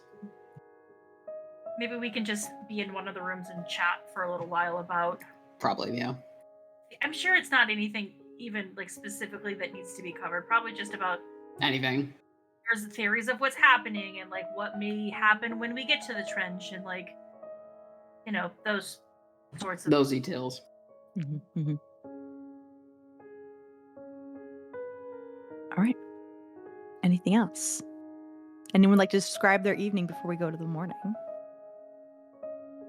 Through the floorboards, Vago and Mariana hears Hale in a very drunken state singing the most bawdiest sea shanty over like a quiet bar. Where the fuck did you learn a sea shanty without any ships nearby? Oh god. Travelers. That's true, yeah. True. It's just the one song. On repeat. just singing it over and over again. That's the only Listen. one. I am going to hurt all of you, but know that I love all of you. Hale sings Tom Jones' What's New Pussycat 7 times in a row. Whoa, Please no. Followed by I'm It's sorry, Not Unusual. I have to kill Hale now. Vago just like, Providence, please, I will give anything to make this stop. Please. I think once Mariana can hear it with like clear words, well, clear like loud enough words, not like clear like non-slurring ones. I think she'll just look at Vago and be like, I think it's time for bed. Agreed. There was something I wanted to take care of, like letting him finish. Like he'll do one of the renditions of. I think it's in a not unusual moment where there's a break happening. Trying to do an emotional thing. Remember, trying to stay focused. I think she does go up and knock on both of the doors and says, "Could I have you both sign here?" And like pulls out the top object that's like for filling in notes and such. Well, just my name? If you have a memory of me you'd like to add in, I would appreciate it, but we're under no obligation. I just wanted to remember names and how people wrote them. Okay. Mariana will see her like write her name, and then just like one other thing. She'll pass it over to Vago. Vago's gonna think hard for a bit before sort of writing the memory about Luce and Vago's conversation in Sybil's Forge. And they're going to sign it Vago / Gwyn. Thank you. I'm sure I'm going to remember less and less if I die more quickly, which, considering the threat that we're willingly going into, I just want to be prepared. Now, I must go make sure Hale continues to choose a different song, and I think that's right when he goes back to the first song again. And she goes back down, and if this works for you, RJ, I was imagining that like the barkeep has just sort of moved you to like a table in the corner, if there's even that much room in the I was thinking like if there was no one at the tavern, Hale is on his back on the floor. There is one other person in the tavern, and they are just as drunk as you, and like during one of your breaks they start singing Never Gonna Give You Up. Yes! No. Wait. Tell me if you know this one, my good patron. What is love? Baby, don't hurt me. No more. Yes! And then Luce just comes in and is like, "Ooh, I love this town. I'm sure I did when I remembered it." Luce, no, a weak Okay. limp-wristed hand comes up. I and just forget starts about this slapping. town every night. It's fine. Join the club. There's a noodle arm that just not even puts a hand to the face. It's like the back of the wrist to Luz's face, trying to get to the palm of the hand. She like picks you up, and I think somewhere in the midst of this, she's also gone off, taken off the armor, and it's just her usual. Like I'm imagining like basic, almost like tunic and like trousers and such. It's very different. You can see like her in quote unquote like casual wear is very weird. Like her not being decked out in like full armor and weapons at the ready is so strange. Providence preserve us, Luce. You are so strong. Do I weigh anything to you? Not at all, actually, Hale. You have the weight of a wet cat. Wet cats are heavy sometimes. I think your particular weight has to deal with putting up with all of us and holding all of us together, friend. What? No. I would never. Well, no, yes, I would, because you're all my friends, and I don't say it a lot, but I think I love you all very dearly. Even Vago, when he breaks down, they break down. Friends break down with each other and hold each other up so you can be built back up. Vago's like, you know, when a cot breaks down, but you really can't fix them. but you still kind of go with it because they're trustworthy and they've been with you this entire time. And oh my god, I miss Edmund so much. This other drunken patron just throws their arm around you and just like adding more weight to being held by Luce, and they give you a big loud like pat on the back. It's okay, let it all out, dude.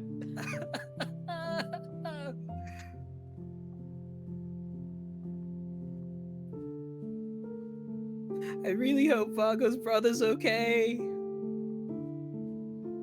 I do too, friend. I do too.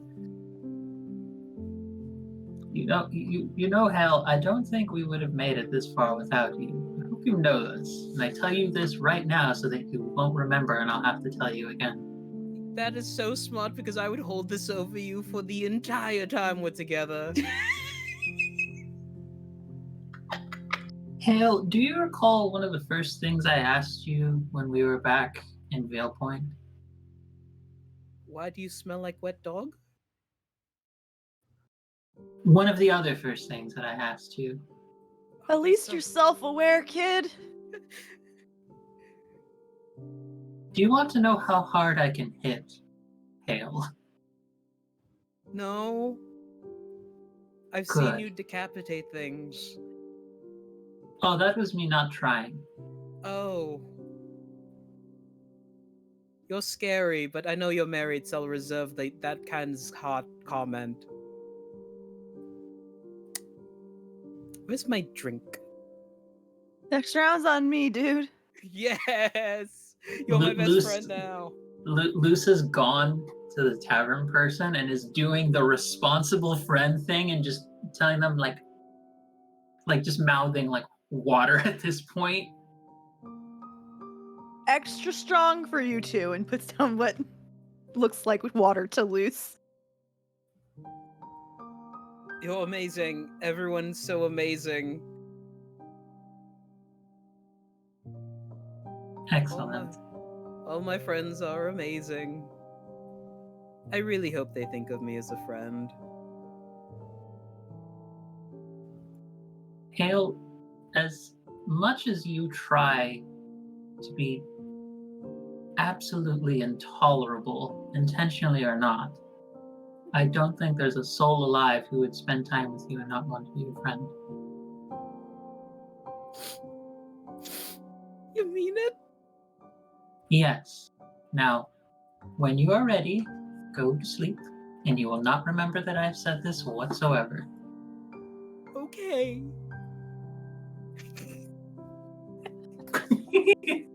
Yeah, like the other patron is already like head down on the table, nursing their water, beer, quote unquote, alternating between guzzling and like falling asleep at the counter.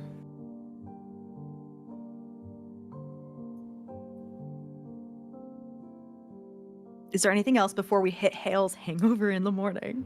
Oh God. All right. So it is a average inn, very good. It's comfortable enough for it serves its purpose. It is a normal morning, kind of chill, kind of brisk, and the four of you wake up. Are you heading right out, or is there anything you would like to do? There is a general store around here if you wanted to get anything last minute, but you do not have to.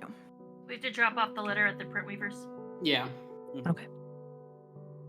How's your headache, Hale? Actually. Oh no.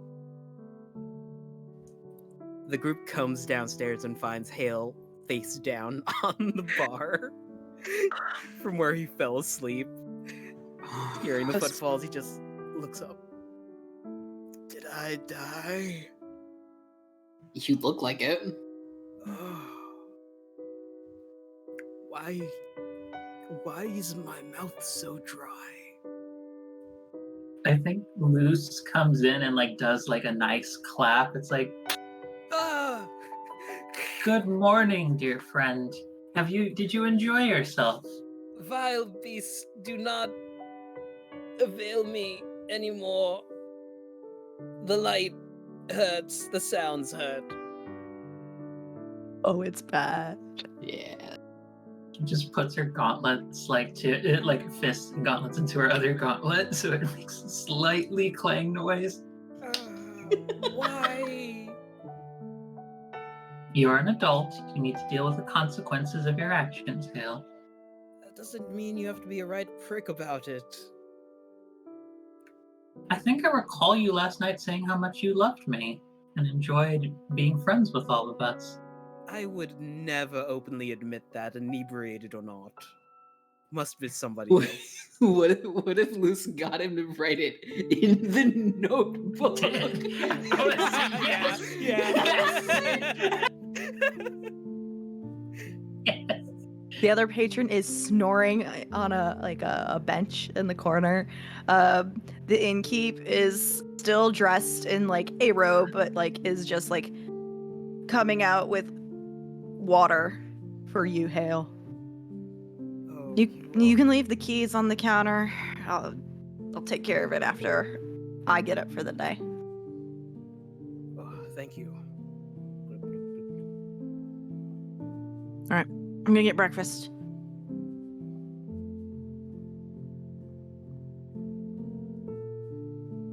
Shall we set off after we take care of the letter? I think so. It seems best. Okay. What is the letter you are sending again, Vago? Just kind of a letter to Sybil saying, "Hey, we made it to Whale Hollow, and then we're gonna be I'm assuming we're heading to Slaughter Creek after this."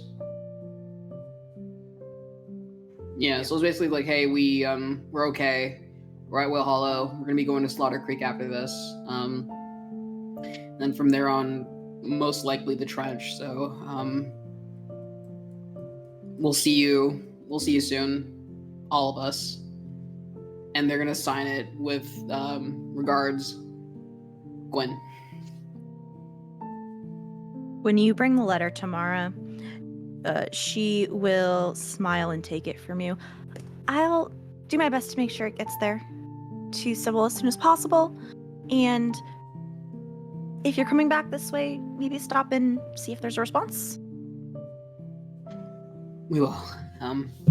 Thank you. Of course. Have safe travels.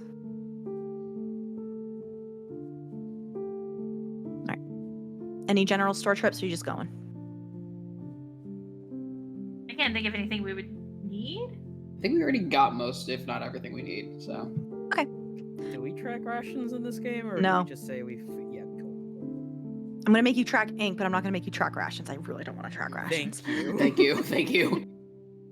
Okay, so in that case, y'all continue on. Further and further south.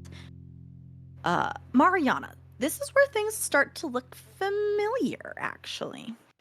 So, as you all continue to travel on, I believe I said that the trench was like 5 or 6 days away or something like that. Mm-hmm. I Roughly, think I said. Yeah. So the first thing that you see, Mariana, that you recognize is 3 large, perfectly spherical stones closely grouped together, made out of some kind of gray-white material. She gasped. That was Mariana. Huh. I saw those. Look, and she'll show Luce in her notebook where she wrote down 3 perfect sphere stones grouped together, right there on the notebook. And they're like the height of like Luce. They're large. I was about to say, I'm like 6'5", I think I've said. I said. That's what I said. Why does a short person gotta be angry with me whenever I mention anything height related? Wow. I feel that. But yeah, you see those, Mariana. I wrote about those in my book. I remember them.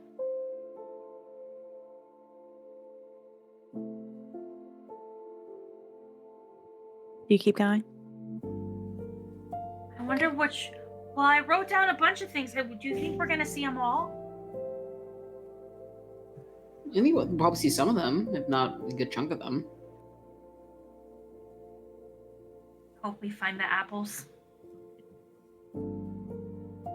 About halfway through your journey, as you are beginning to set up camp towards the end of the day,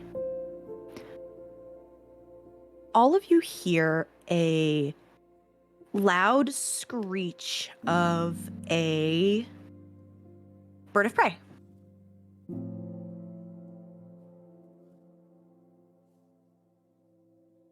And it screeches again if no one else does anything in a word of it screeches again if no one does anything. No, I think it would have been like a situation. I don't want to get picked up by some big bird. Yeah, that would suck. Yeah, that would suck. If none of y'all react quick enough, I think that it would probably be Hale. Hale, you are beset upon by a falcon who's trying to find a place to land on you. No. The rest of you, while you are watching Hale trying to swat at this bird, see leather wrapped around its back and like a small carrier bag. It's the bird from the guy from the place where we met her wife. Remember? He was a falcon. Realizing who this falcon is. It's Alvar's falcon. Oh no. I thought, oh, sweet darling, I'm so sorry. Kita the bird. Hale's the only one who knows the name of the bird, but Yeah, Kita the falcon finally lands on your arm, giving you the most pissed off, indignant look. No, sweetheart, Offended. hold on. Please You don't be you mad have- at me. You have to apologize. He's already reaching into a backpack for jerky.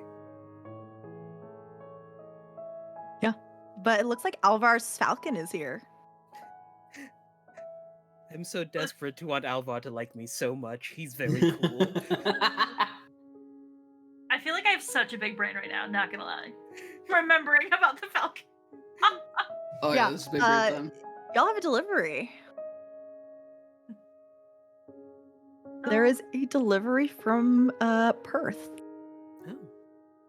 Hale will pat the falcon down to see where the parcel is. It's like a little so it's wrapped around their wings and their chest. Oh, and it's like like a a little it's like a little backpack. Got a bird backpack. It's got a bird backpack. Undo like the ties and gingerly take the pack off. Yes. You are as soon as you take it off, Kita goes to your shoulder. Another piece of jerky. Claws So in your you- throat. Inside is a single letter. Is it addressed to, or is it addressed? It's not addressed to anyone specific. Oh. Who's gonna read it? I think Mariana will. So it is addressed to the four of you. It's not just to anyone specific, but it is in Professor Vallette's neat, curvy handwriting. And it starts off as saying, sorry for the lack of individual responses. Please give Luce my apologies. I did not have the time to send out a response to her letter. I think at that Mariano is probably reading it out loud and will hand it to Luz to read the rest. And but I needed to send this out as quick as possible to update the four of you on my research that I found at the top of the mountain north of Perth. Oh, at the pillar. Right. And she will start beginning to explain what she found. She first goes into explaining that her and her team took a couple days to study, look around, and begin organizing rocks, looking at individual runes that are up there, trying to get some sense of it. She does not mention any of the bodies that were left up there. You were so big, she probably just let them rest. But what she says is what she found out about the pillar and the runes up there is the following.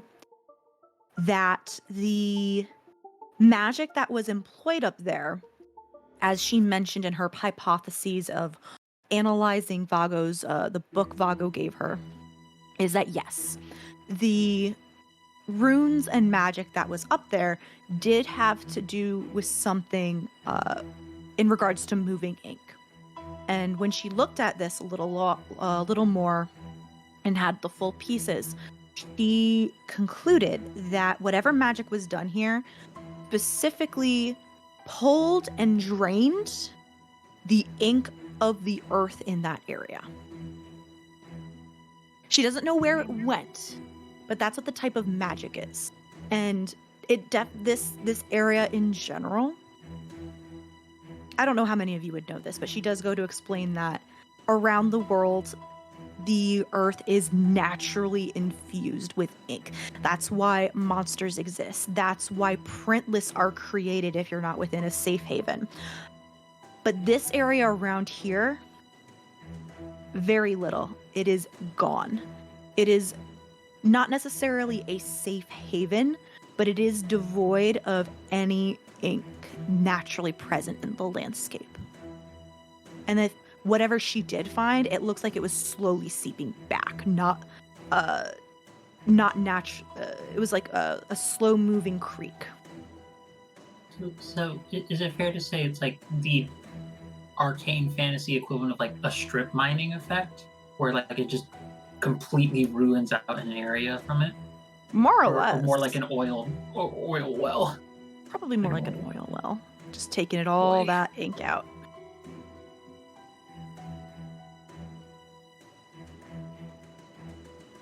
But she said she wanted to notify you as soon as possible in case this would have any assistance on your way looking for to what she knows Edmund. She doesn't know anything about Karen yet, but Huh. Well, that's a theory. Yeah. Yeah. it's not even a theory. This is what Well, she has gathered. Hale has a theory. Oh, Hale has a theory. Okay. What if these pillars are drawing inks from the world itself, you know? Kind of cleaning up the place. She did mention that these runes were specifically put here. Runes. Because she has been up here before. They were not here previously in the past. Okay.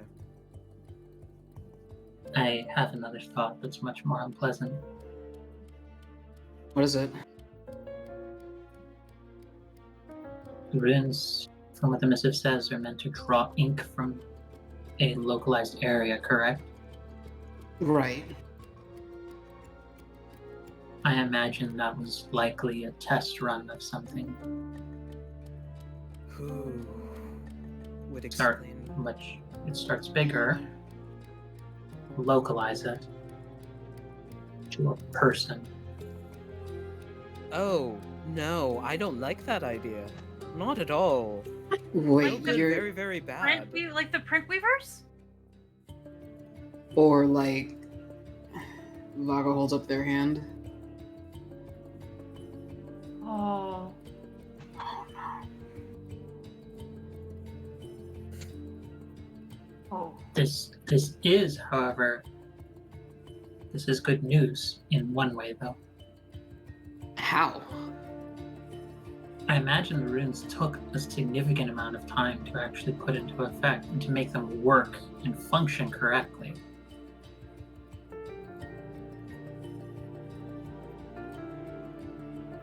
So there's a chance. There's a chance, and hope is not some frivolous thing like optimism. Hope is grounded in a tangible, and the tangible we have here is that likely the runes take a while, which means we still have time. What What if they figured out a way to make them faster? Then we shouldn't dally. Definitely. Agreed. And more importantly, that is up in the air. That is at most. It is a zero. It is a non-zero. It is a zero variable. It adds nothing to what we should evaluate for our course of action. It could be much more worse than we think. It could be better than we think. From what we know, the takeaway is the same. We need to hurry. Right.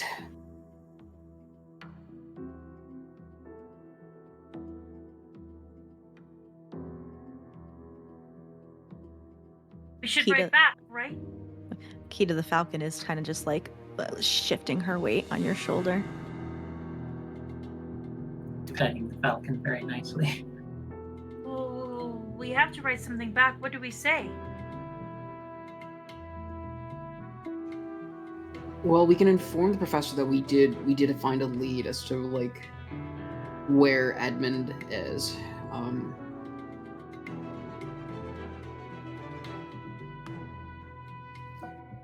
We should probably tell the professor where we're going. Yeah. Mariana will take like a piece of paper and a charcoal or whatever out of her bag Mm-hmm. and just really write a really like hasty note because she's a bit worried now that time is like ticking. So she will just write very simply on the notes, all signs point to the trench. And just kind of like underline it, like the trench, and sign her name on there and like roll it up. Kita waits patiently to get loaded up with another letter, but it doesn't look like she's going to leave tonight. She's settling in because it's starting to get dark. Mm-hmm.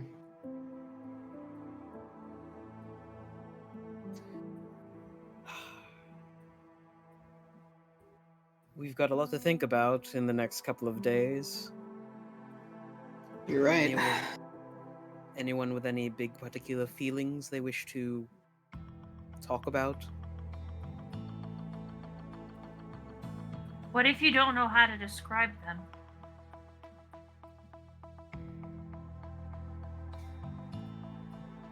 Well, we'll start with the symptoms then. How do you feel now, mood-wise? Do you feel nauseous? Do you feel scared? No, I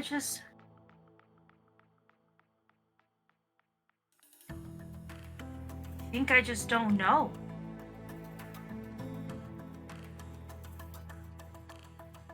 There is a word for that, and it's uncertainty.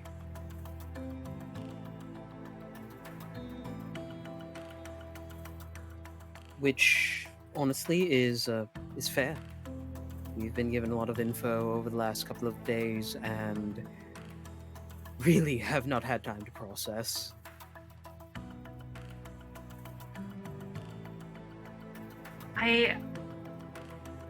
Since I don't know how long I've been gone, I don't know what it's gonna be like when we get back there.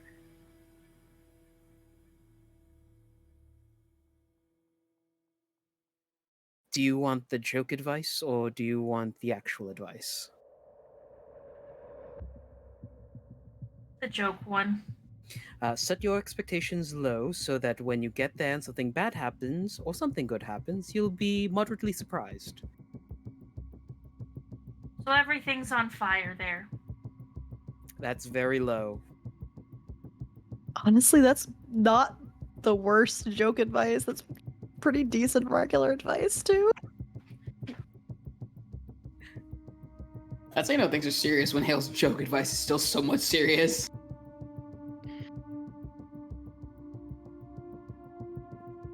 Vago, loose.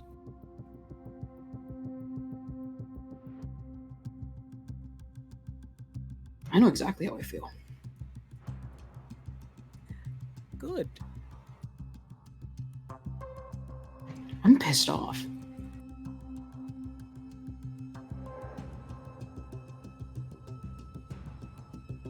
Rightly so.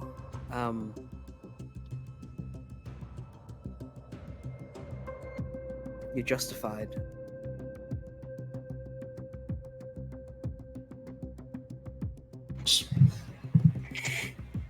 Why us? Like, why me? Why Heron? Why Edmund? Why Trina? Why were we the ones used as their lab rats? Or whatever, even who knows if that was even their actual goal? Well,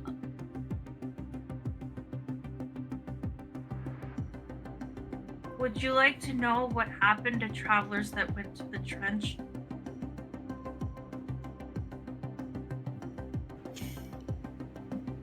Tell me. So, there were times where we knew exactly what happened. If we found travelers, we were to bring them to leadership, Octavia. And then we would all gather and Octavia would make a point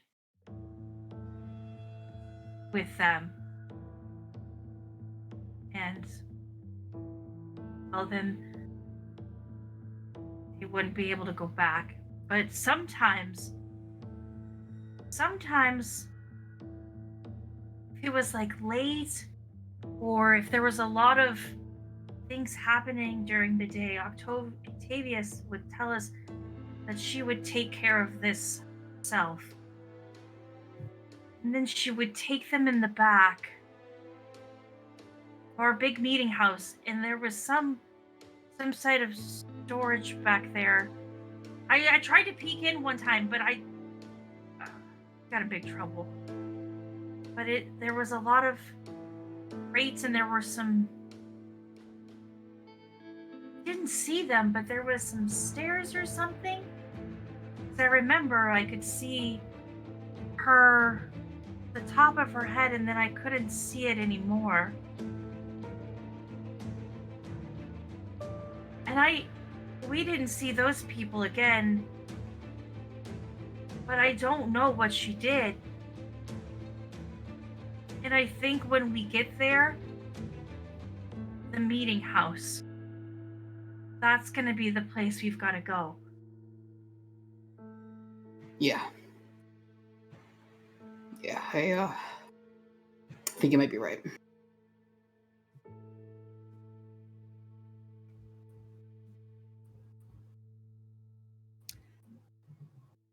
Oh.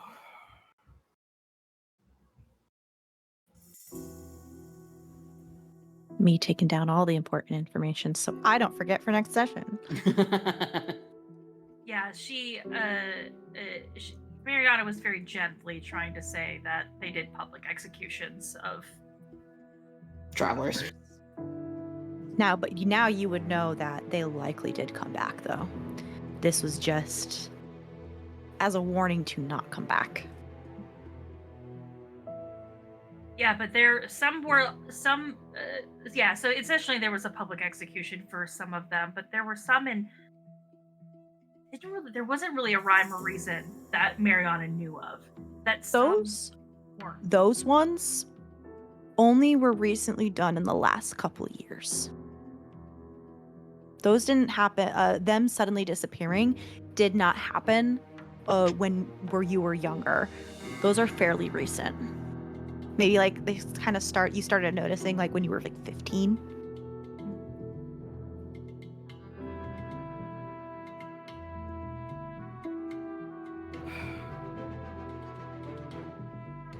Over the next couple of days, Mariana, if anything comes to mind about the trench, no matter how small the detail, could you note it down? And at the end of the day, I will check in on you. So maybe we can get a little bit more information on what we're going into. Yeah. I'll try to remember what the town looks like when I left. Maybe that will help. I'm not a very good drawer, but I can try. I think you draw plenty fine. Thanks, Hale.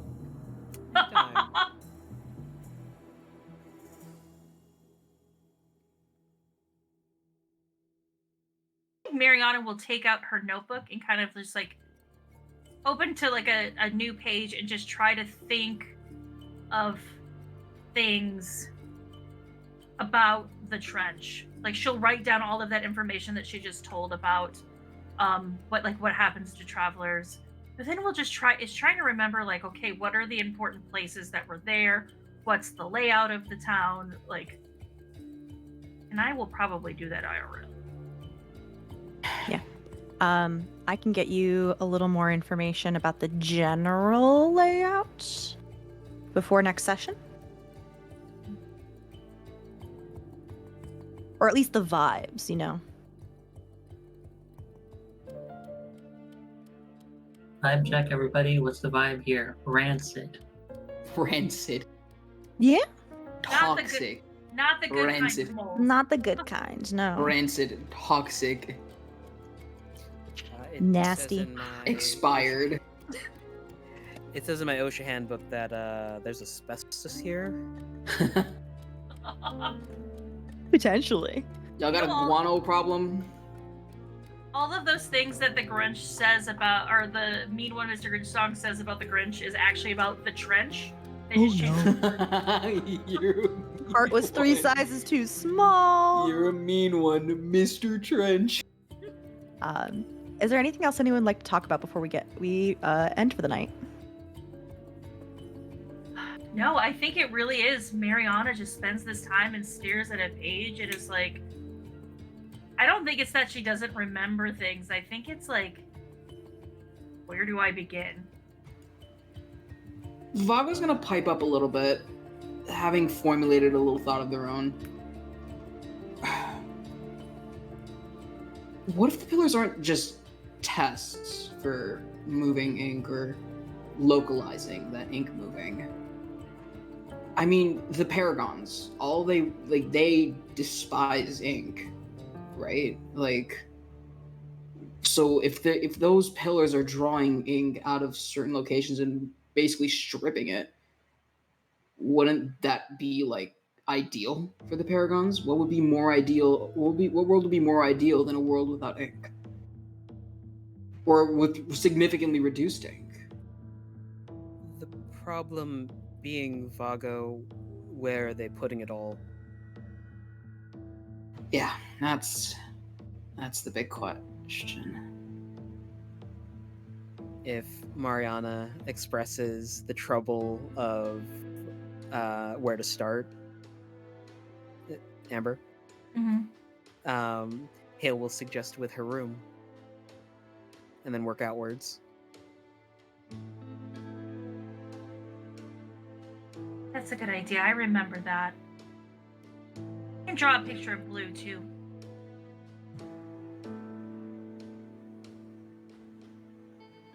Vagos are gonna label. What if the ink that's being drawn on is the Magnuses to deal with?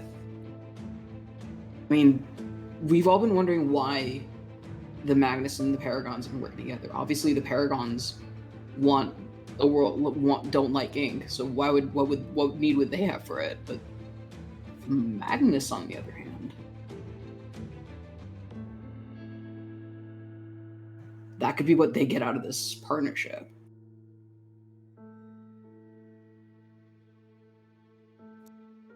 That means they put a lot of trust in the Magnus. Either a lot of trust or a lot of trust but verify. Well, they've got a plan to backstab the Magnus of Cycles. Well, the I'm Magnus sure of that- Cycles has a plan to backstab the Paragons to keep all the ink and blood Most coming likely from. both.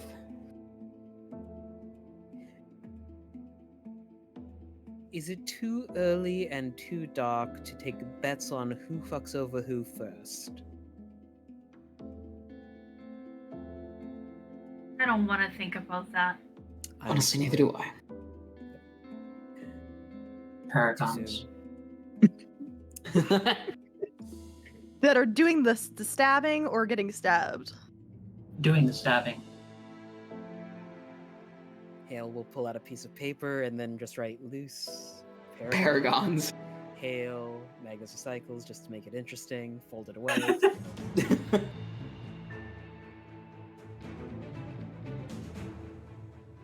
Beautiful. All right. I think that's a good place to end the session, everybody. Hey, everybody. Welcome to session 10 of Printweaver Pillars of Ink. Thank you for joining us tonight. We're going to go around, say, hey, what we're doing, where you can find us, and all around the internet and all of our other projects. Who would like to go first? Hello, my name is RJ. You can catch me at rjustice282 on Twitter and other places when I get the chance to sign up for more multimedia stuff. You can catch me over at the Nord Adventures on Monday, where we're doing a D&D homebrew campaign. I'm a level 20 wizard who can cast Meteor Swarm twice. On Thursdays over at the Hype Goblins, where we're doing another D&D 5e homebrew campaign, but it's all third-party content. I'm a barbarian druid in that one. It's great.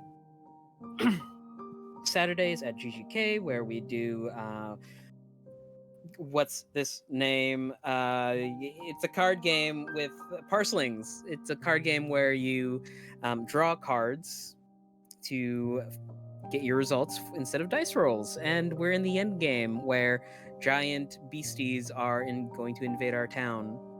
You know, hail stuff. And I'm only a sad, stinky man on one of those days. Catch me then. Hi, I'm Amber, also known as analog_Amber at most places on the internet, including twitch.tv/analog_Amber, where I play a lot of indie games and explore a lot of really interesting stories, and I die a lot playing Celeste.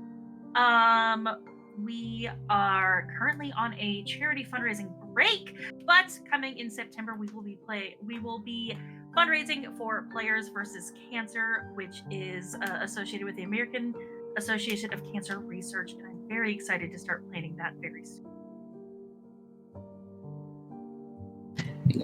Next. Hey everyone, my name is Abhishek Matange. You can find me on Twitter and probably other places in the future at neon_Raiden. Right, like I'm just a voice actor who likes talking about the nerdy side of things, especially the tokusatsu side of things. So if you're into Super Sentai, Kamen Rider, Power Rangers, feel free to send me a tweet. Talk about, hey, did you like this week's Geats episode? Did you like this week's King Odra episode? Feel free.